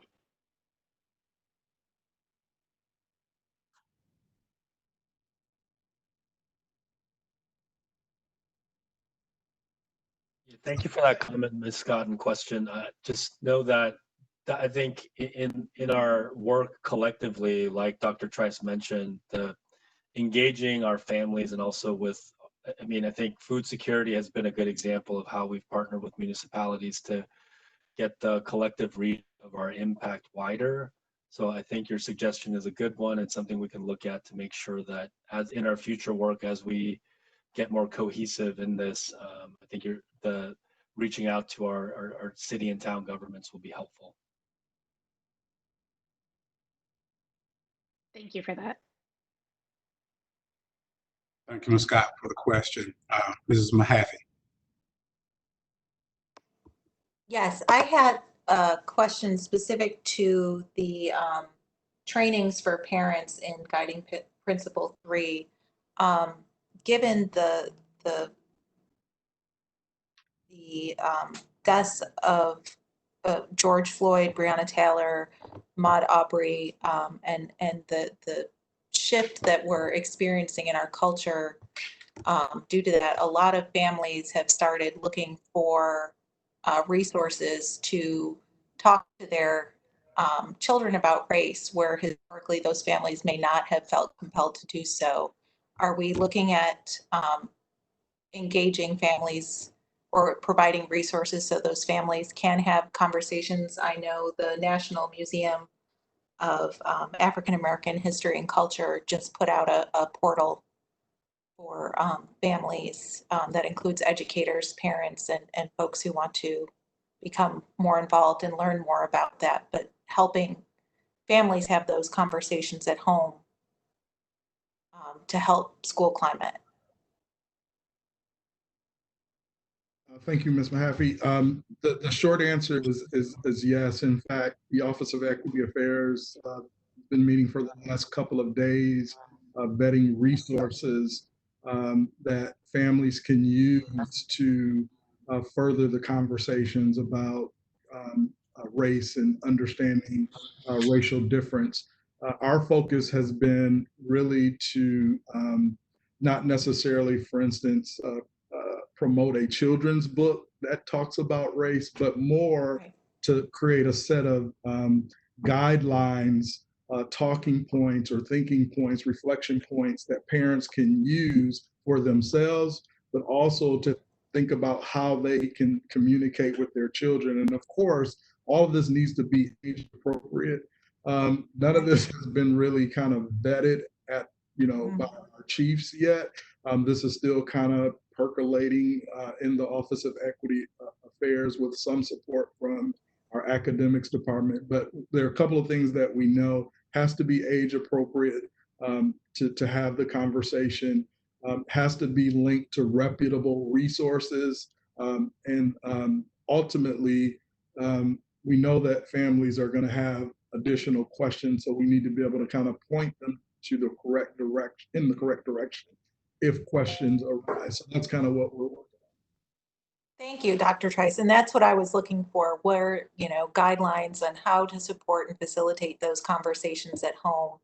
A children's book is a wonderful resource, but it's not the only resource. And I know the school library journal, you can use Google and find wonderful children's books on that topic, but that guidance, I think, is what many parents are looking for and questioning. And I think we don't need just to have that there for access for those parents. I think will be great. And of course, I appreciate the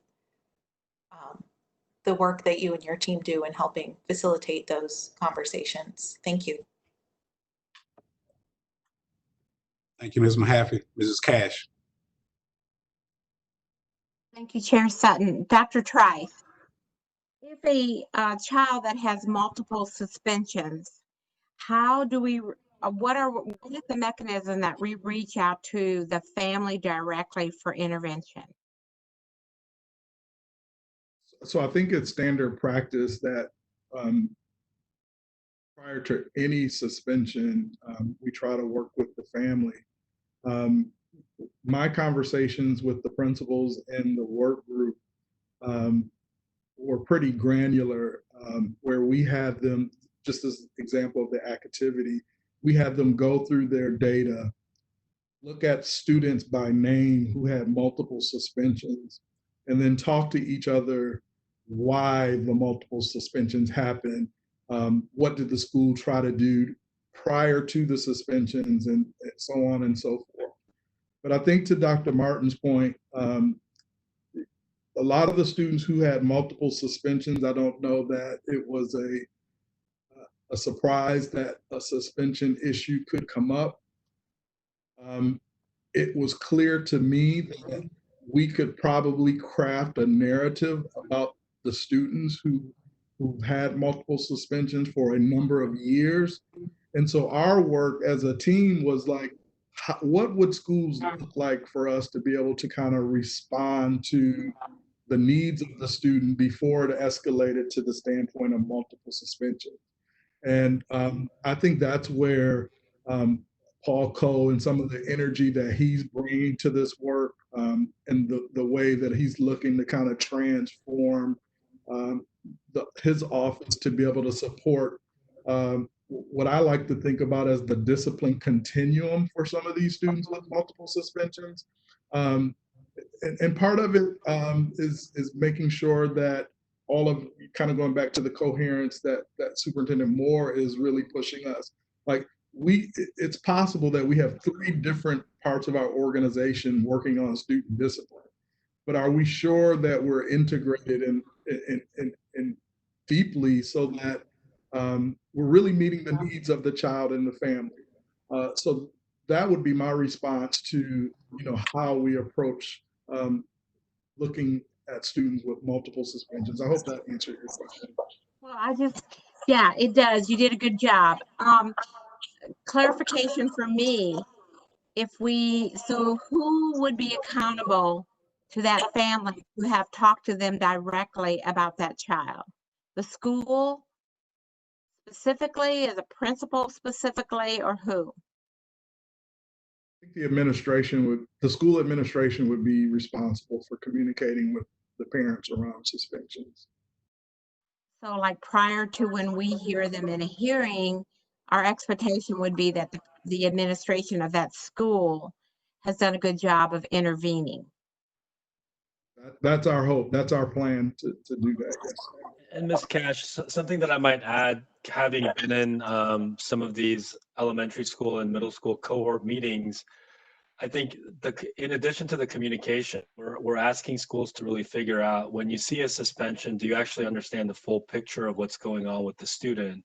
So if you see multiple suspensions, are you triangulating that with academic data and how they're doing on benchmarks, and to what degree grade level or not, and also asking them to look at their attendance data and find the full picture. And I think the expectation from this work group is to make sure that there's a team of people who are reaching out to these. I mean, I think Ms. Johnson-Hostler said, like, are you digging deep down into like the subgroups to actually understand what's going on? And the work that Dr. Trice has done, we're trying to move our schools toward that, to actually understand the full picture, communicate fully with the family, to engage with them on how to make sure the student stays in school and is able to be successful. Okay, thank you, Mr. Cole. So do you believe then that it is our administrator of our school, our principal of our school, that is the first start to that parent? I think it depends on the situation, but we hope that there's multiple points of contact. That I think most importantly, I think that the teacher the student's teacher and family contact is really important. But I think also, yeah, we expect that the principals are also in contact with their families regularly, both from like a big picture whole school perspective, but also for the targeted groups of students who may have additional needs. But we would also say that it's not just the principal alone, but it's also the principal's administrative team that includes the deans, and also counselors, and also the student support services staff who help with the reach out towards all families. Okay, so the principal can contact you or Dr. Trice, or who do they contact? For not meeting the needs of a child's multiple suspensions. I think they could reach out to both of us to do consults, or just we have a discussion around what the issues are. But I would say I would defer to Dr. Trice on some of the equity work that schools may want to do. And then when it comes to maybe the holistic needs of students that are in the more social emotional learning side of things, then yeah, I think me and my team would have a little more expertise in that. Okay. I think it's also important that the board understands that it is not uncommon for school principals to reach out to our office if there are concerns about students with suspensions, particularly as it relates to African American and Latino students. The work we do around consulting and coaching is not only for this work group. You'll remember that the work group are the schools with the highest suspension rates. But if you look at our data around the multiple suspensions, you can very clearly see that they're all schools have some level of students that receive multiple suspensions. And it's not uncommon for those schools to reach out to us. And so my office, in partnership with Paul and his team, can be found in any number of schools any day of the week, really coaching schools to better understand the work and the way that Paul just described, the holistic look that we want to take for children. I think that's kind of where we are. And you can kind of see the dips in the numbers in terms of who's suspended.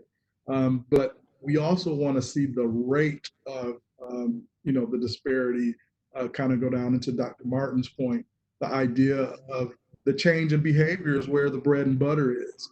And so the way we approach that is when we are coaching them, we're not saying to them reduce suspensions. We're saying, well, what would create a more equitable and creative classroom? And what do your teachers need for that? And so Paul and I, collaborate on, well, if it's more professional development that teachers need around creating more equitable classrooms, our two departments will partner on that. And maybe we join multiple schools together and do this type of workshop and training where we're sharing strategies. We've also seen where there are multiple suspensions, and we dig into the data and we see that 2 different principals or 3 different principals has suspended the student. One of the learning outcomes that we've had from the work group is that a lot of principals are now coming together before a decision is made to suspend a student, because each individual principal may have different knowledge about the students. I think Dr. Will Chavis in our first cohort, that was one of the learnings from our first cohort that we've shared with previous cohorts as a strategy to eliminate the multiple suspensions. You all need to be on the same page and know what's going on with student Rodney Trice, particularly if he's received multiple suspensions. So one of the strategies is, if we're going to suspend a kid, let's come together. You check me, make sure I'm being equitable, and then a decision is made. And so we can see some of the strategies that we've been using in the work group really being pushed out to other schools. And we can see a reduction in the number of suspensions for African Americans, overall. And so we would just want to continue that work, but also, to Dr. Martin's point, is kind of where we work, is to really look at the behavior change and how we can do a better job at that. And this Cash, one more thing I might want to add, I definitely forgot. I'd be remiss to say that our area superintendents also play a strong role in supporting our principals. So they're involved in this work, and sometimes they reach out to us to say that there's either an individual school or a set of schools that would like supports, and then we proceed to support schools with their direction. Mr. Cole, thank you. I'm sorry, Chair Sutton. So a school would need to ask you for that support and or a population within the school for discipline help. Would that be something that would be requested by a principal or through to their area superintendent? I think it could go both ways. And so I think we try to be collaborative as a district. So we don't have like a particular order that we're holding tight to, but we want to help where we can. And I think we also do. That's why we're also focusing on providing proactive professional development for all staff, including principals, to make sure that we're helping them build their capacity as leaders as well. Okay, thank you, Mr. Cole. Ms. Johnson-Hosler. Thank you. And thank you, Mr. Coe and Dr. Trice. I appreciate you all. And Dr. Santos, it's been a long time. Great to see and hear your voice. So I do have one question, Paul, and we can talk about this offline.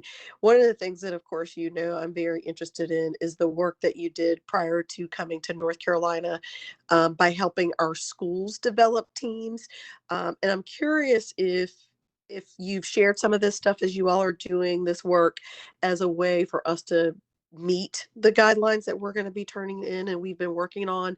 For me, it's one of those ways when you have and I can't remember the name of it, so that's why I'm not saying it, but essentially a team in your school that is prepared and reactive to really wrap around those supports prior and post our students, which is where you really start to see the culture shift that we've tried to enact in our policies, thanks to Dr. Martin's leadership of really changing to explain what we'd like to see versus what we don't want to see. And so I'm curious, are there ways that we can start to actually build out those teams? And I know a couple of us have brought you and Dr. Pettiford to our board advisory councils. And Ms. Cash, I can assure you, I think we walked out with every one of my schools except for 2 who were requesting the support to really build these programs out in their schools. So I'm curious, have you had conversations about how we build this out across our schools, or what can the board do to really support building those teams within our schools so we can actually start to see the culture shift? Thank you, Ms. Johnson-Hosler. So I think maybe this will require a longer conversation, but I think if you remember from our BACs, Dr. Pettiford definitely has a team of folks that have expertise in both restorative practices, CRIM training, and just general supports with our support services teams at our school sites. But I think in terms of making this more collective and universal, I think one is to make sure that we are working not just from one department holding everything, but all of us working collectively. And I think that's where Dr. McFarland's done a great job of making sure that academics, special education services, and student support services is working in tandem and together. So, but I think to think about how we expand the capacity of teams, I think that's some of the work that we've been doing as a district this past year, of setting the groundwork so that on the academic side, but also on the behavioral health or SEL side, we have central office teams who are ready to help schools build that capacity.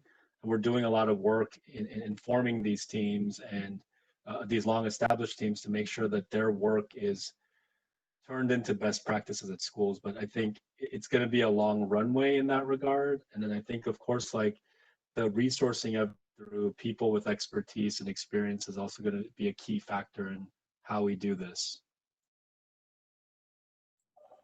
Can I just add something to this conversation? Within the schools, we have emphasized that the school teams, the student support service team of the counselors, the social workers, psychologists, as well as the academic teams of the intervention people within the school, that they work together in using the tiered behavior resource guide to identify at the first level when a student's behavior indicates that interventions are needed, so that we can quickly build an intervention plan to support and help that student, teacher, and the family to work with that student successfully to mitigate the need for any exclusionary discipline, so that we can build support structures within the school. And certainly the student support services folks within the school, as well as the principal, knows that they can reach out to Rodney and to Paul Coe and Paul Walker for additional support when they feel like their team isn't able to work successfully to solve the problems. We also tried to emphasize with the TBR approach that you don't just write the intervention plan and then that's the end of it. You write the intervention plan and that begins the progress monitoring to ensure that the plan that's in place, that you see positive behaviors result from that plan. And if you don't, then you know that your intervention plan needs modification to make it more successful. So I just want to add that little piece to what's being said, that also supports the building of teams at the schools to better support discipline. Thanks. That's actually really helpful to hear. Again, one of the things I've talked to Paul about multiple times is indeed how do we bring along academics. So of course it's great to hear we're trying to do it across all sectors, and Dr. McFarland is taking some of the lead, but we know teachers are overwhelmed.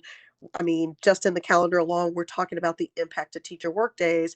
And so for me, one of the things that I've made a request for, and I don't see how we could do it the upcoming year, but that's really setting aside time for teachers to also be trained and invested, because when you don't know, it's hard to really invest. And so while I appreciate those plans can be modified in the school building as needed, what we all know to create behavior change is you have to have buy-in.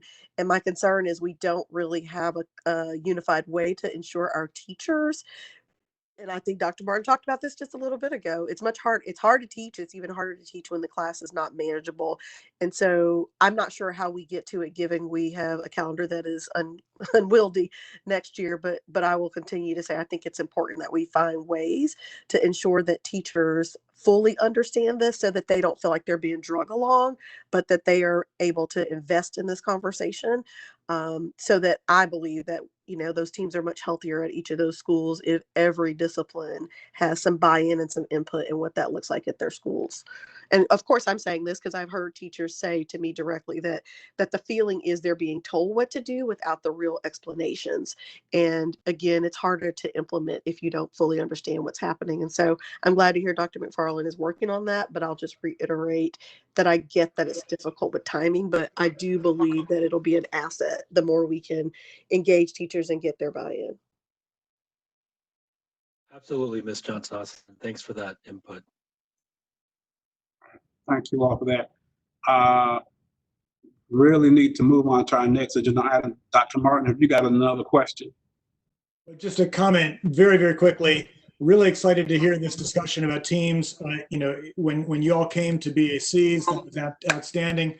I just want to interject into this conversation. One of the things that came out of my BAC is one of the community members is also a substitute. And she heard the discussion about these teams and this work and said, we need this training for our substitute teachers. So as we think about teams, we need to make sure we're thinking beyond the traditional, just the teacher, the counselor, the AP, the what have you. Our substitute teachers are, child nutrition workers, janitors, whatnot. They're critical parts of this team. So let's bring them in. And like I say, this substitute particularly requested, we need to get this PD for us as subs, which is where we have significant discipline issues taking place. Thank you. All right. Thank you, sir. Thank you, sir. All right. Mr. Cole, Ms. Santos, thank you all for that. Dr. Trice, thank you all for that update, and we look forward to continue work in our discipline practices. Last item here is our COVID-19 update. hopefully we can move through this pretty quickly. Looks like we've got a number of slides. If we can't get through, perhaps we can try to go to the information item during board meeting, but we'll see if we can get through and finish this up. So I'll turn it over to Superintendent Moore. Okay, good afternoon, board chair, board members, and all the folks who are listening. We'll go ahead and start, and hopefully we will get finished. So just to provide you an overview of what we hope to accomplish in the presentation, you will have received a quick update on food distribution, a quick update on graduation activity and upcoming events at schools, and then some highlights will be provided by Brad McMillan of the WCPSS Parent and Teacher Remote Learning Survey and the results that we have so far. And then I will provide an overview of the planning and work toward the reopening of schools. So if we move forward with food distribution, we are now at 1.3 million meals, 11,000 emergency food boxes. In the past month, 2,100 emergency meal bags. We continue to thank our partners, our volunteers, our child nutrition services workers, our transportation staff, who are all providing support to this effort.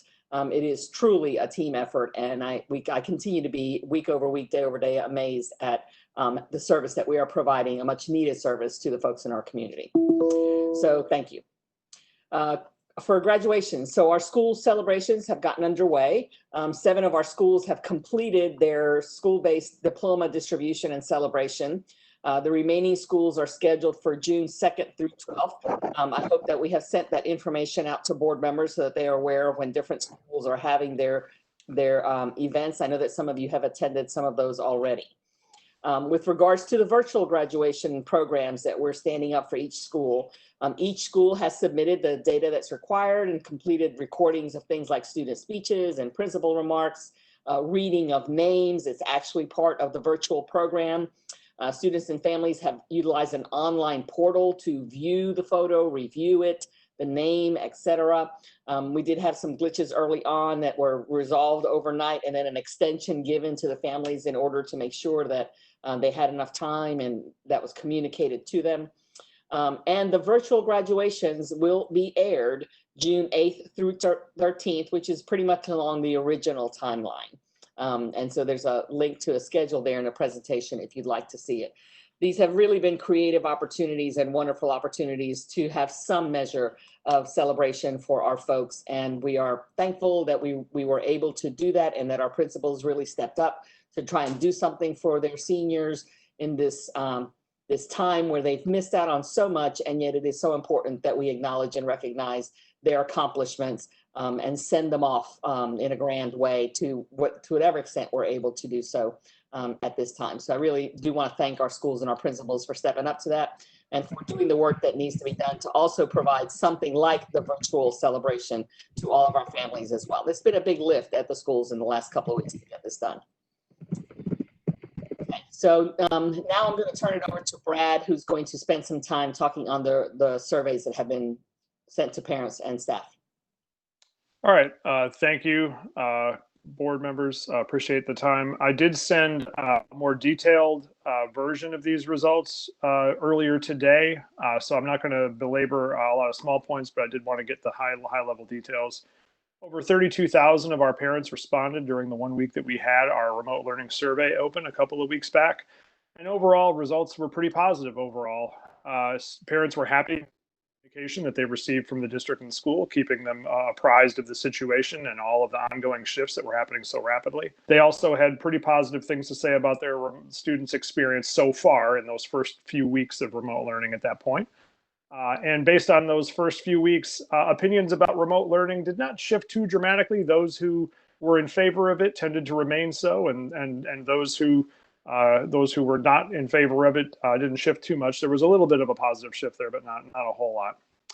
The main question that I think was the meatier one that we asked an open-ended question of parents about what they thought at this point through their experience could be improved.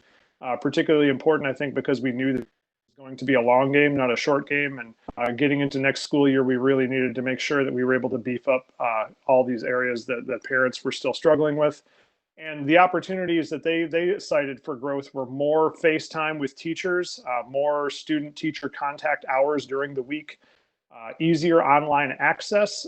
Some parents were frustrated by the myriad of technology tools that they had to learn, access, and save passwords for very, very quickly, particularly if they had multiple children. More consistency, again, across teachers, across schools. Parents had some widely different experiences in terms of homework expectations, in terms of numbers of contact hours, in terms of how much time they themselves had to spend working with their students on their work. And so a more consistent experience across the board for all students at all levels. And also just more communication, despite the fact that they were happy with what they were hearing. You could hardly over communicate during this time, I think, is what families are trying to tell us. And so more consistent communication from teachers, schools, and the district as we go along. The other thing they volunteered, which was not necessarily an opportunity for change or improvement, was they used this question to share with us about how hard remote learning can be for certain families, for certain students, working families, families that have multiple school children, trying to meet multiple expectations of multiple teachers, managing multiple devices in their homes. Just letting us know that this was a very, very difficult shift for them, which we knew it would be. But on the flip side, they also acknowledged that this was a very difficult shift for schools and teachers as well. A lot of comments in there from parents saying, given the situation, I think Wake County has responded pretty well. So far, so good. We're hoping for, a smoother road in the future with this. But an acknowledgement that it was not just hard on parents, it was also very, very hard on teachers. Because as we all know, teachers aren't just teachers. Some of them were managing the remote learning experience for their own children. And sort of playing on both ends of this at the same time. And then they also have all the same concerns that the rest of our community does about the pandemic and its effect on loved ones and spouses and things like that.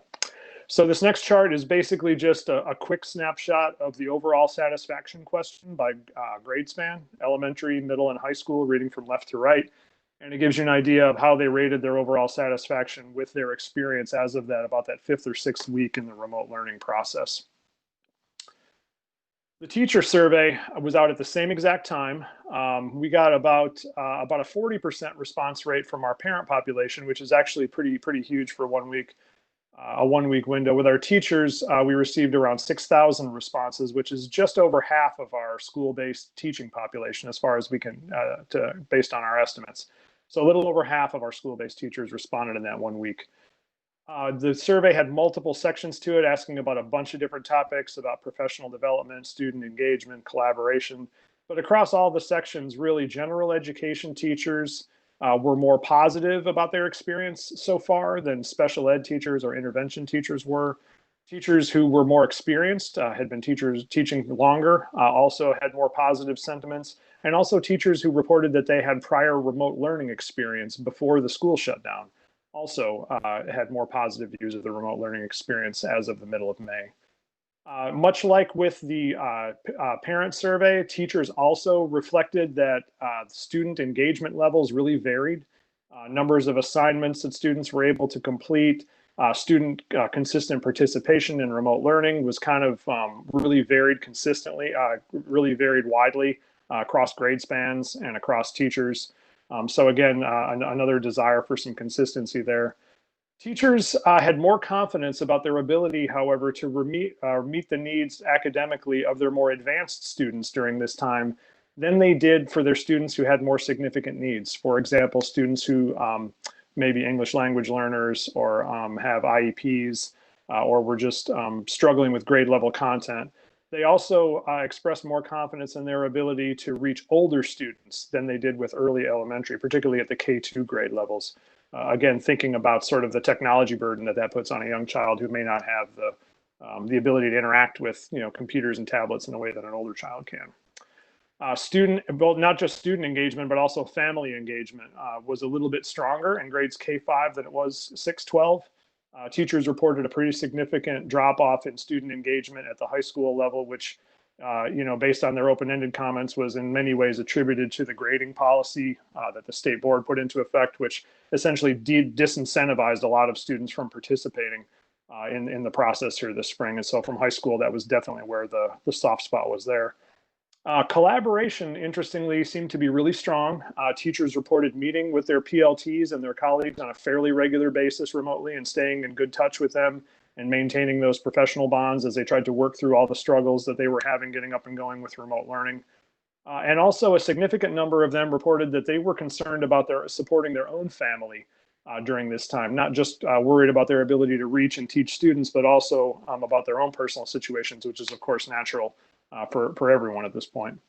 And then with an open-ended question to them that paralleled the parent question about if we go back to remote learning next year, what kinds of things need to be in place to help this be more successful. The main thing the teachers mentioned in response to that was clearer expectations about sort of how much work to assign, student accountability for completing work and for engaging with teachers during scheduled sessions. Again, this is kind of reminiscent of the grading policy issue. And also just more structure around what we expected students to do, how much contact time teachers and students were supposed to have, and those kinds of things, because there was not consistency with that for all the reasons that were mentioned earlier. So they felt like going into next year, we really needed to have more structure around that in order for them to be successful in reaching their students in a remote or possibly hybrid learning situation. And that was it. Thank you.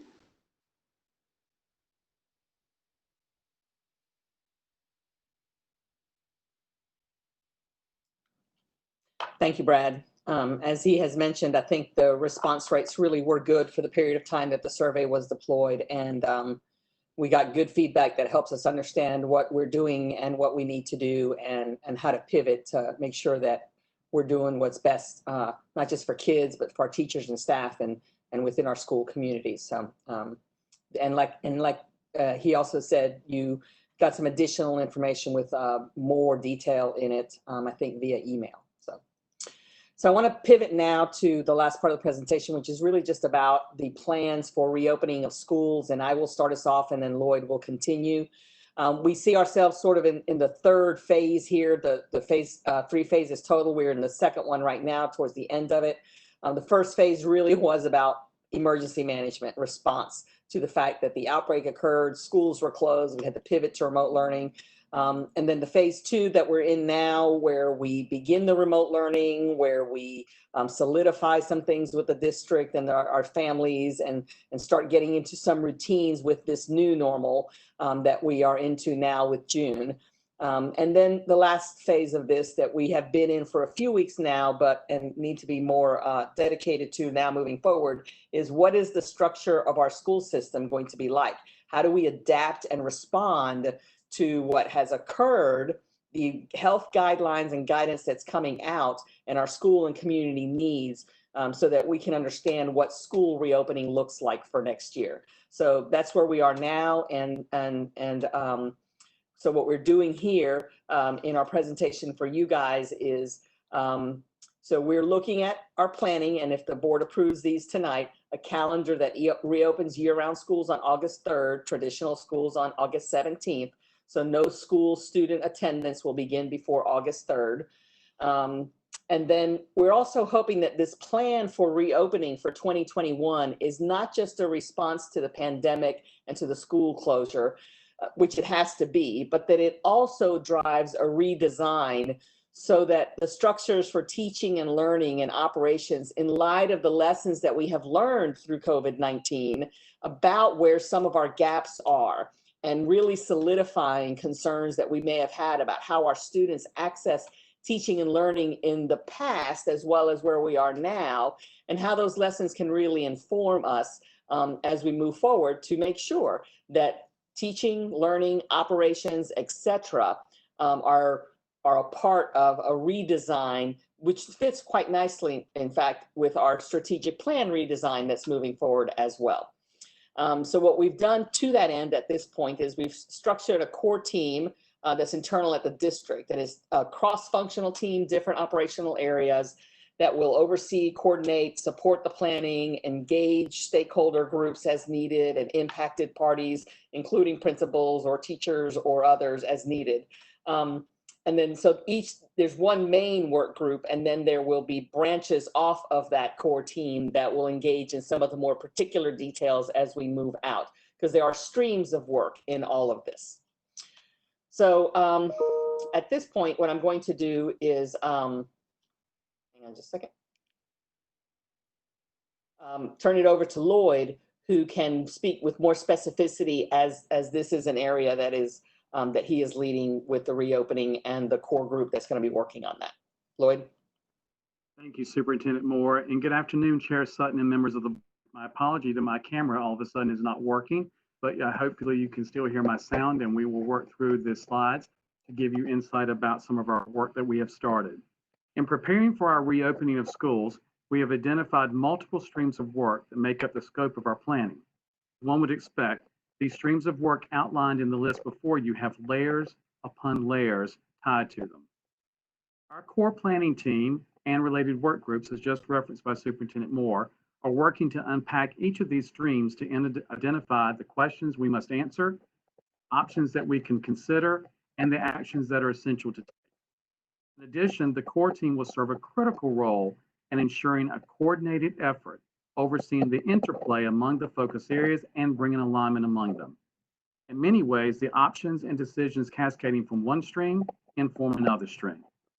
As you will see on this slide before you, the streams of work include having our calendars for traditional modified early colleges and year-round schools, a plan for multi-tiered instruction and the schedule of instructional time, communication plan that defines what staff, students, and community should expect as we shift to reopening, a plan for students and employees' mental wellness and social emotional needs, a plan that addresses the transportation needs of our students, a plan that addresses social distancing and health guidelines in support of school and district operations, a plan for child nutrition services, a plan to support human resources, a plan for school physical plant operations and maintenance, and also a contingency plan for resurgence of COVID-19.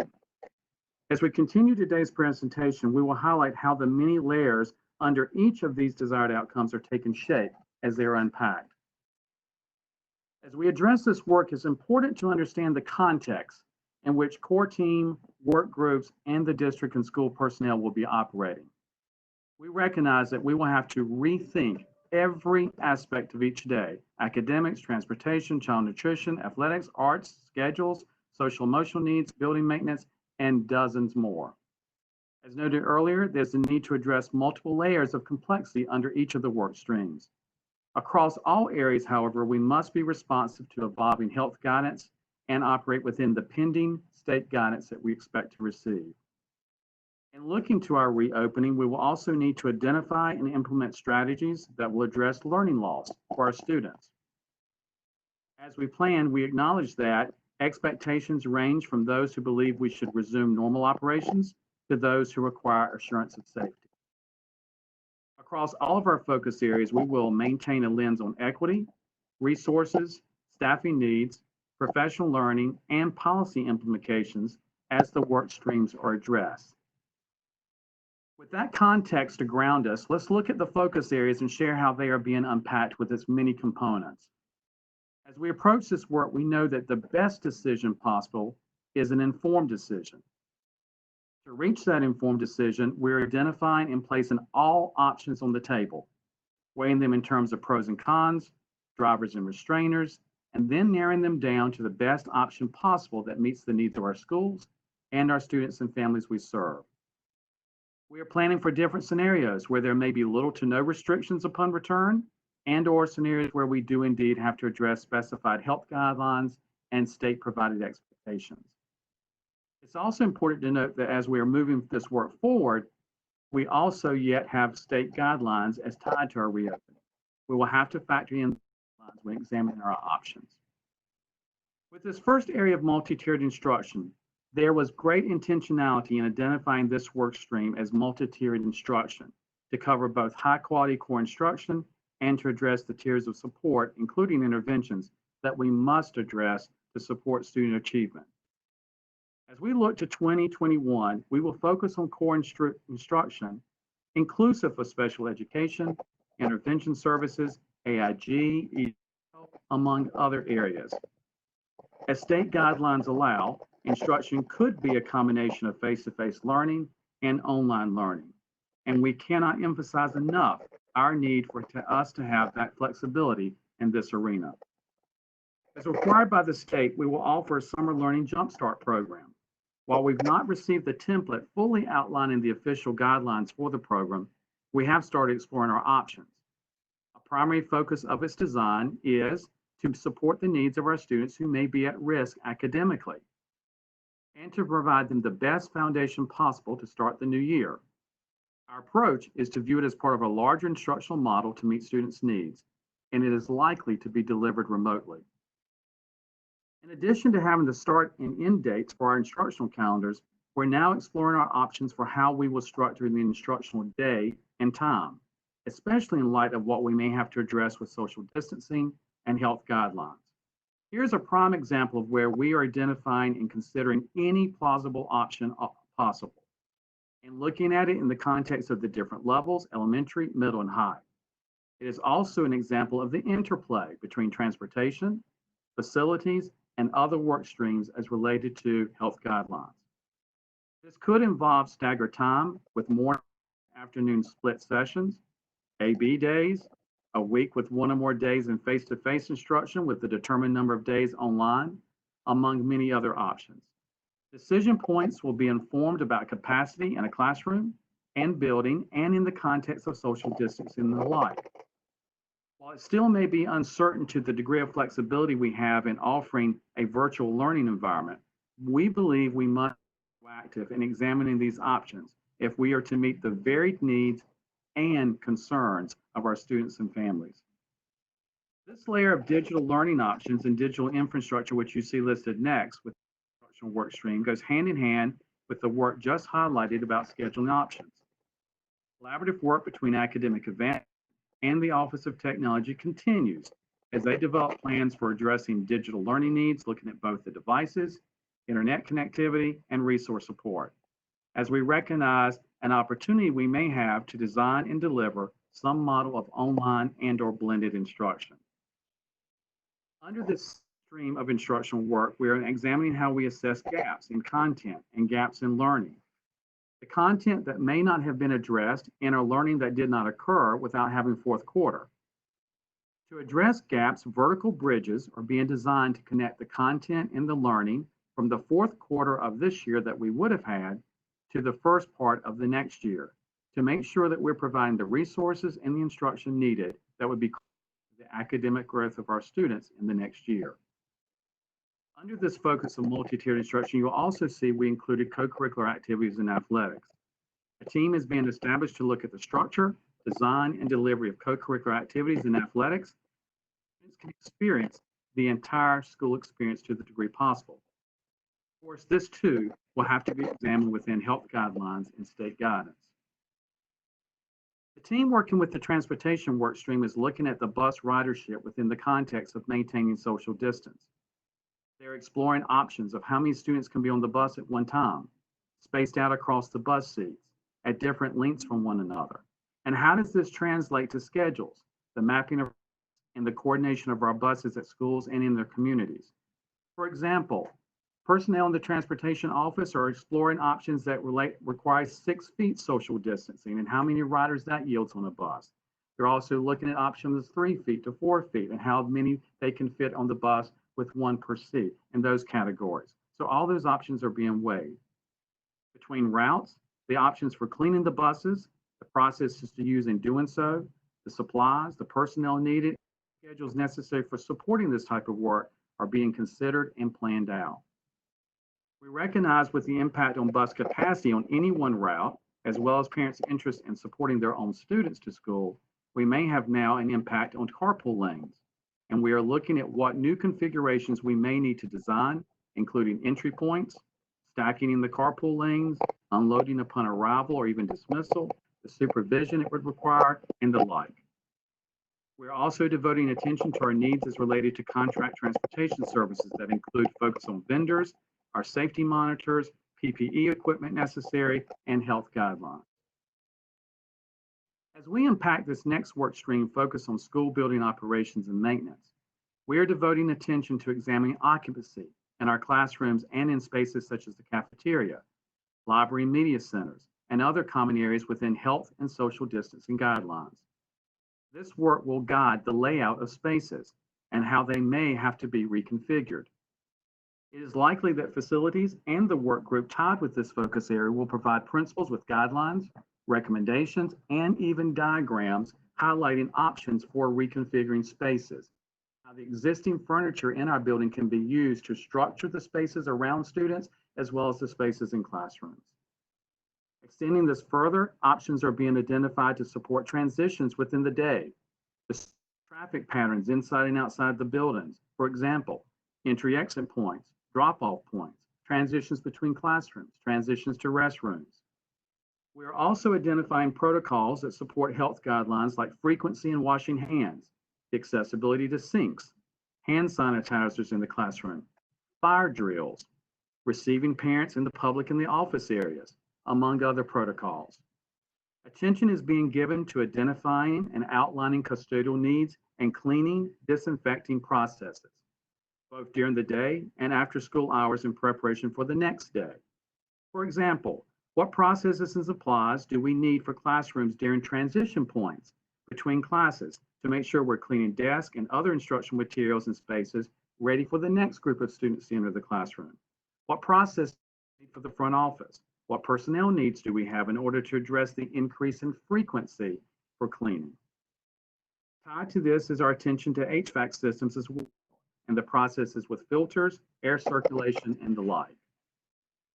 For human resources, we examine our staffing needs in the context of all of our options for instructional delivery models, how we address social distancing and health guidelines, how we use our spaces, as well as the intent of our staff to return, as the intent of our students and families to return. Closely tied to this, we are examining allotments and any flexibility that can be utilized as it relates to student membership and staffing. We recognize that within the context of health guidelines we will be operating, we also need to give thought to our guidelines for our substitutes. Also, within our health guidelines, we must be mindful and prepared for staff who experience health concerns. And we need to be mindful of the concerns with vulnerable populations that exist among our staff and students. For child nutrition services, our work group attending to this focus area are exploring options for our food service systems to students and staff within the health guidelines. To illustrate, do we serve meals in the classroom? How do we package food items in relationship to a service line? How do we lay out the cafeteria space to accommodate social? In the context of all of this, attention is being given to staffing needs, the menu options, the acquisition of food and supplies and equipment in terms of any changes we may experience to food supply channels, our student membership we have at our schools, and equally as important, the cleaning needs that we have for these spaces. We have had a strong program service in support of our food distribution sites, but even with the start of the school year, we need to give attention to how we will address supplemental community food service as the need arises. As we would likely all agree, this next focus area dedicated to mental wellness and social emotional needs of our students and staff is significantly important, especially after returning to school having been out since March, the impact on families of the pandemic, the economic impact, and even the impact of recent events on our students and families. Repeatedly during our time of remote learning, we've stressed the importance of connecting with students and families. This work will need to continue during the summer, and especially as we welcome students and families back into our school. We have to identify the needs and concerns of our students and families about returning and infuse that information into our planning and decision making.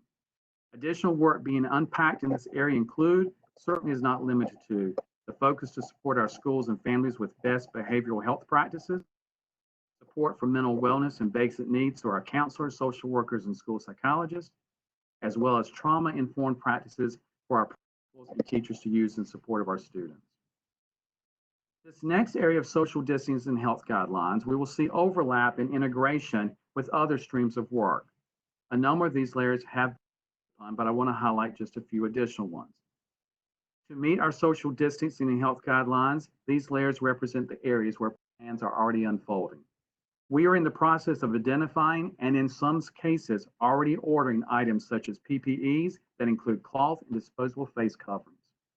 We are purchasing and exploring options about touch-free temperature stations for use at entrances, infrared thermometers, hand sanitizers, cleaning products and spray bottles, among other supplies. We're also looking at protocols that include how to teach hygiene, and how to teach them how to be respectful with regard to social distancing, how to properly wash hands, how to handle if you were to cough or sneeze in a crowd, how we handle screening activities. We're also in the process of identifying and developing protocols, as well as with those protocols, directional signage for entry points, hallways, office areas, cafeteria, library, meeting centers, and the restrooms. We recognize that on occasion, students or staff will become sick while at school, and as such, we're identifying the guidelines that we will be providing schools to use. We also will be developing guidelines for how to receive and interact with the public and the community when they arrive on campus. As we transition to the reopening of school, we know how critical regular communication with updates as well as feedback loops are for our schools, parents, and community.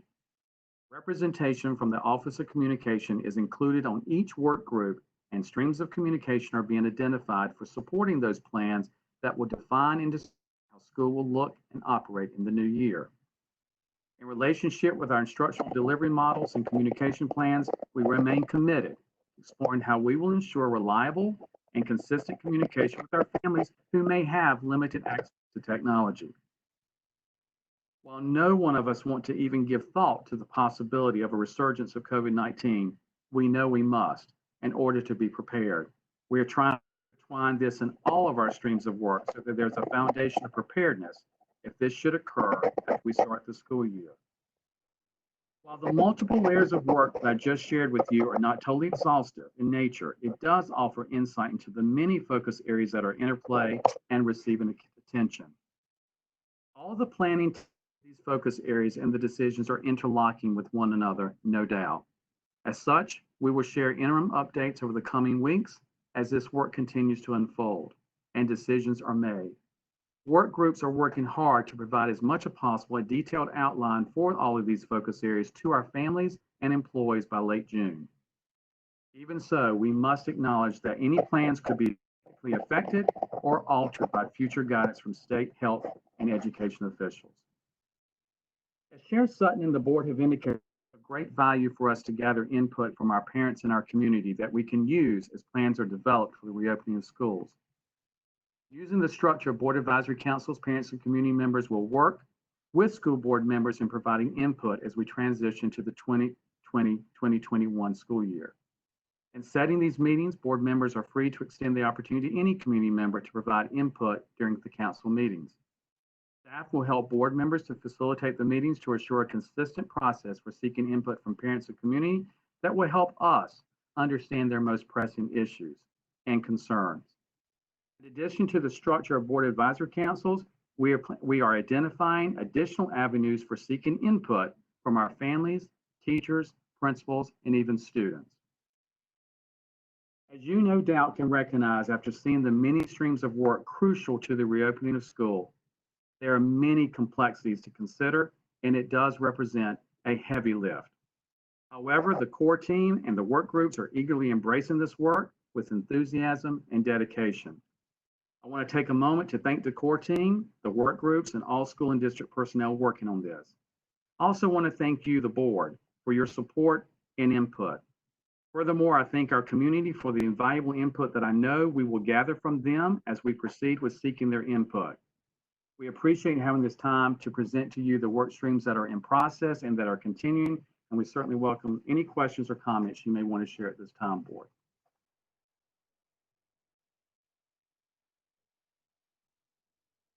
Let me also add during this time that we will also be carefully and cautiously looking at how we also reopen the work of the board in terms of both committee work, committees, and board meetings as we move into the months of July and August.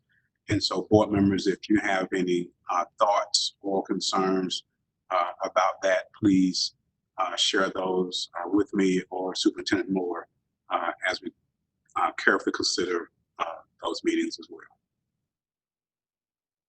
Mr. Haggerty. Thank you, Mr. Sutton. And again, being sensitive to time, I'll be brief. I'm just wondering what form, what opportunities there will be for board input into this process. So that what we will use these community work groups.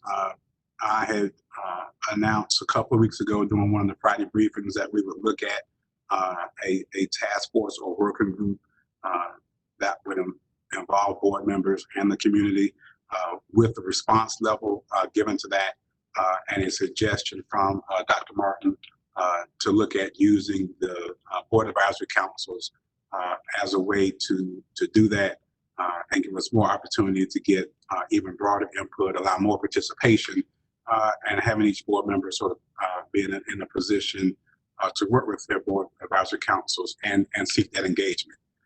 And so we thought that was really a good idea and a good way to move forward. And so we're going to start with these working groups, and again, board members will have that opportunity to both engage in some of that work and hear from the community, and we'll continue to have discussions as a board as well, because staff is going to need some direction on many of the decision points that you just heard from Lloyd. So as we kind of gear back up with our committees and more work and opportunity to discuss this work from the board.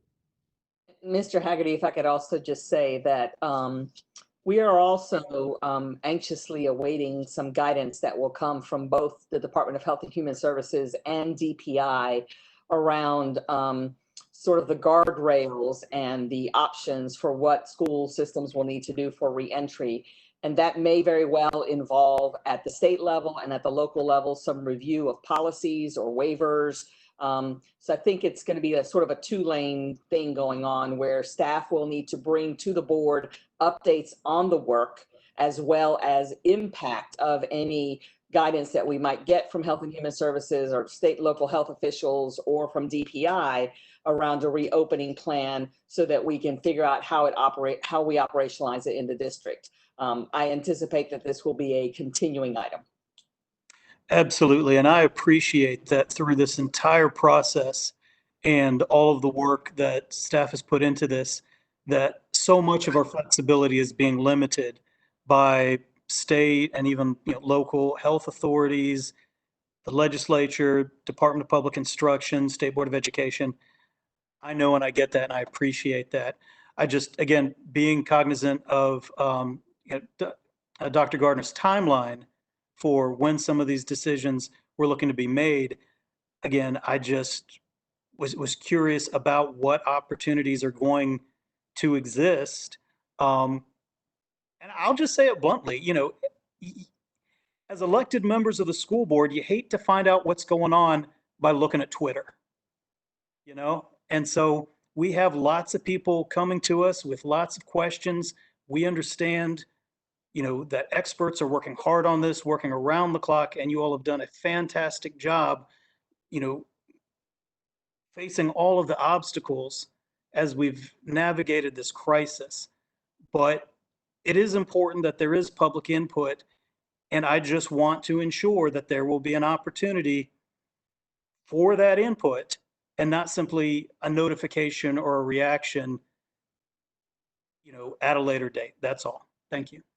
Mr. Haggerty, Mr. Sutton, if I could also offer, we are exploring a platform that allows us to cast a broad net among our parents with regard to a number of questions that we want to present to them about what their concerns are, what do they need to see as far as the school, that could almost generate a response from every parent. It's a platform that we call Thought Exchange, and we're in the process of working with the company right now and drafting those questions so that we can have that level of input in addition to the input you and the board advisory councils seek and solicit and gather as well. And we certainly are open to a number of other opportunities that we could engage the board in doing this.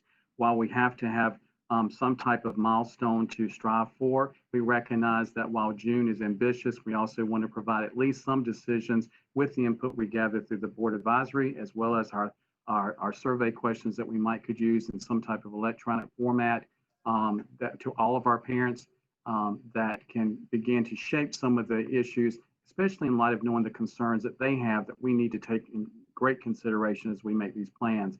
We're also looking at what other community groups that we can interact with as well. So we're exploring a number of opportunities aside from also the Board Advisory Council and seeking some input from board members. I hope that helps.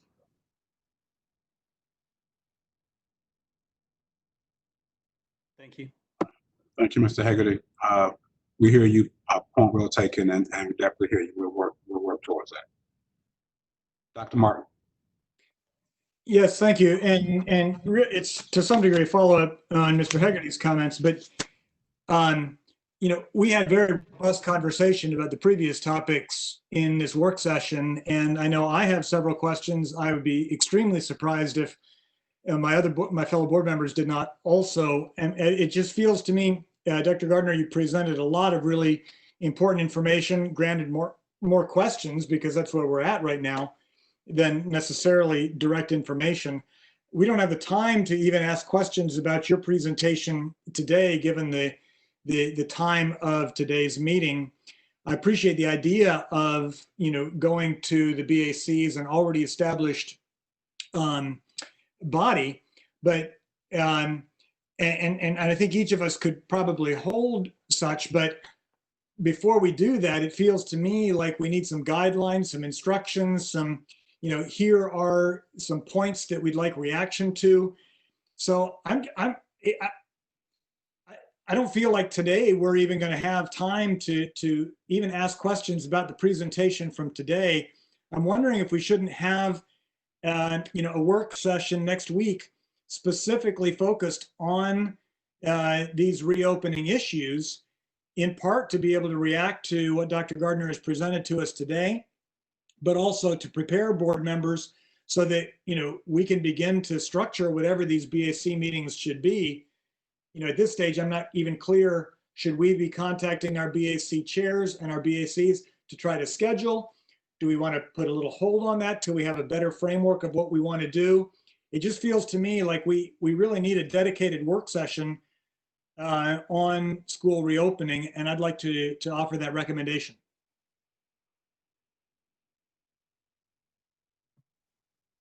I'm going to agree with Dr. Martin. I think we need another work session next Tuesday, if at all possible. I would like to get our back involved as quickly as possible. I know some of our principals have some questions about their summer employment, whether their APs can come into the school with them. They have a lot of planning to do. And so I'm going to ask those later in the board meeting because we've run out of time here. But I definitely think we need a work session next week to talk about our reopening. Because as Ms. Cash and I think both of you, it's going to be a multi-hour meeting because there's a lot of questions and a lot of work that needs to be done, just like we did on our other topics today, which I thought was a very effective work session, but we need it focused on reopening. What we can do is poll board members and check their availability, since that would not be a normally scheduled session, and get back to the board on a date next week. And if I could also add, I think I need to confirm at what point in time we will actually have some guidance that might help narrow and focus our discussion as well. So let me check on when that is forthcoming, and we'll coordinate with Mr. Sutton to get information out and something to all board members, whether it's next Tuesday or not. But because I do agree that some additional time would be very helpful here. But if it's possible to have the guidance that's going to be coming available, then I think that would be helpful as well. And it doesn't have to be a barrier, but it's a consideration. Absolutely. I just want to be, I think we need to be clear at the board, and I think the public also needs to be clear. Are we saying that as board members, we ought to start scheduling a BAC meeting? Or it feels to me like even that needs to be a little bit on hold till we know exactly what it is we would plan to do during those sessions. Because it takes a while to schedule anything. Again, Better sooner than later. I completely agree. My question is, as a board member, should I contact my BAC chair and try to schedule a meeting, or do we need to hold off maybe a week to try to schedule it when we know a little bit more what it is we will do in these meetings? I don't think they have to work mutually exclusive, I think you can begin working with your BAC chair to look at scheduling what will most likely be a virtual meeting. And in the meantime, we'll look at finding again a time to get together with the board so that we can provide more detailed information so that you have that. But I don't think that would preclude you from looking for possible dates with your BAC chair. So again, is the guidance that we should try to have a BAC meeting in the third week of June, the last week of June? What's the guidance? The guidance is that we're hoping that you could get at least 2 meetings in June. So I would think 1 meeting in the first week or 2 of June. So that would be this week or next week, or and then a second meeting on the 3rd or 4th. That may be a little bit ambitious. So between now and the end of June, you may be able to only get in 1 meeting. So we hope that you would at least be able to do 1 meeting, possibly 2, since it would be virtual and not a face-to-face. Dr. Martin, if I may add, we have offered to Chair Sutton to provide a protocol that board members can use in trying to work with your respective board advisory councils, if that is the structure indeed you're going to use, just to make sure that there's a consistent process as far as the information. If that is going to be the plan with using board advisory councils, and we certainly support helping in any way to do that, I would probably recommend after the meeting, if we were to have it with the board next week, so that we can walk through that possible protocol, as well as outline some of the steps that could be taken in each one of those council meetings to provide everybody a consistent process for trying to get that input. So we are more than happy and ready and prepared to help you in that capacity if you so choose. I would strongly encourage that. Thank you. Ms. Cass, did you have an additional question? Yeah, I do actually. I have a few people that have asked me about what is the summer school, not summer school, what is the plan for summer employees, like 12 months employees in some of our schools? I think we have like 8 or 10 employees in a lot of our schools. Can they work in the building since it's like 8 or 10 people? Could we recommend that they could go in, like principals and APs could work together in the school to get their summer plans together? Ms. Cash, I certainly think the option for telework is still in place for those individuals. That has not been removed as an option for employees. Of course, if there are 1 or more employees, I know that some principals have had to go into the buildings to do a couple of business-related activities, and I'm sure they are exercising health guidelines and social distancing as well. I will certainly refer that question for more detail to AJ Matillo. But I would imagine that we could try to exercise, depending on the nature of the work they have to do, as well as the classification of employees, about what we could do to help them accomplish what it is they need. But we're still under a teleworking option as they can do it. And if that is not possible with their nature of the work, we've been working with them individually to map out the plans accordingly for them. So that can certainly be researched further. The teleworking option, was that something that the board voted on, or was that something that we voted on based on giving latitude to the superintendent? I think that was something that was outlined in the initial guidance from the governor, that all districts should provide teleworking options to the extent possible to their employees. It was part of the initial order. What does extent possible mean? That if you can, you should. This is how we had interpreted it, but we know also that there are some employees that cannot. And some that can to some extent, but there are times when they can't. And so for school level employees, we left that responsibility for the designation of when someone needed to come in or not to the principal, and for central services employees to the supervisor, so that if there were tasks that needed to be completed here, that they were and had access to it, and that otherwise, if they were able to, they would continue to telework. Since we are in phase 2 of the governor's, can principals, how do we allow principals to allow their APs to come in and do summer planning? So that has been an option all along, but if that's not understood, we can certainly touch base with them about formally providing guidance around how that happens. And we're happy to extend that further. Okay, I think that would be helpful. I think some of our principals out there would like some ability to bring their APs in to their schools to do some planning. Okay. Thank you. All right. I believe that concludes our update for this afternoon and also our work session.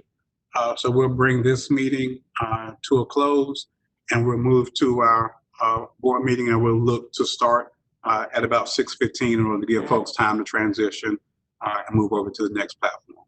So thank you and thank you for joining us today for our work session. This concludes that meeting.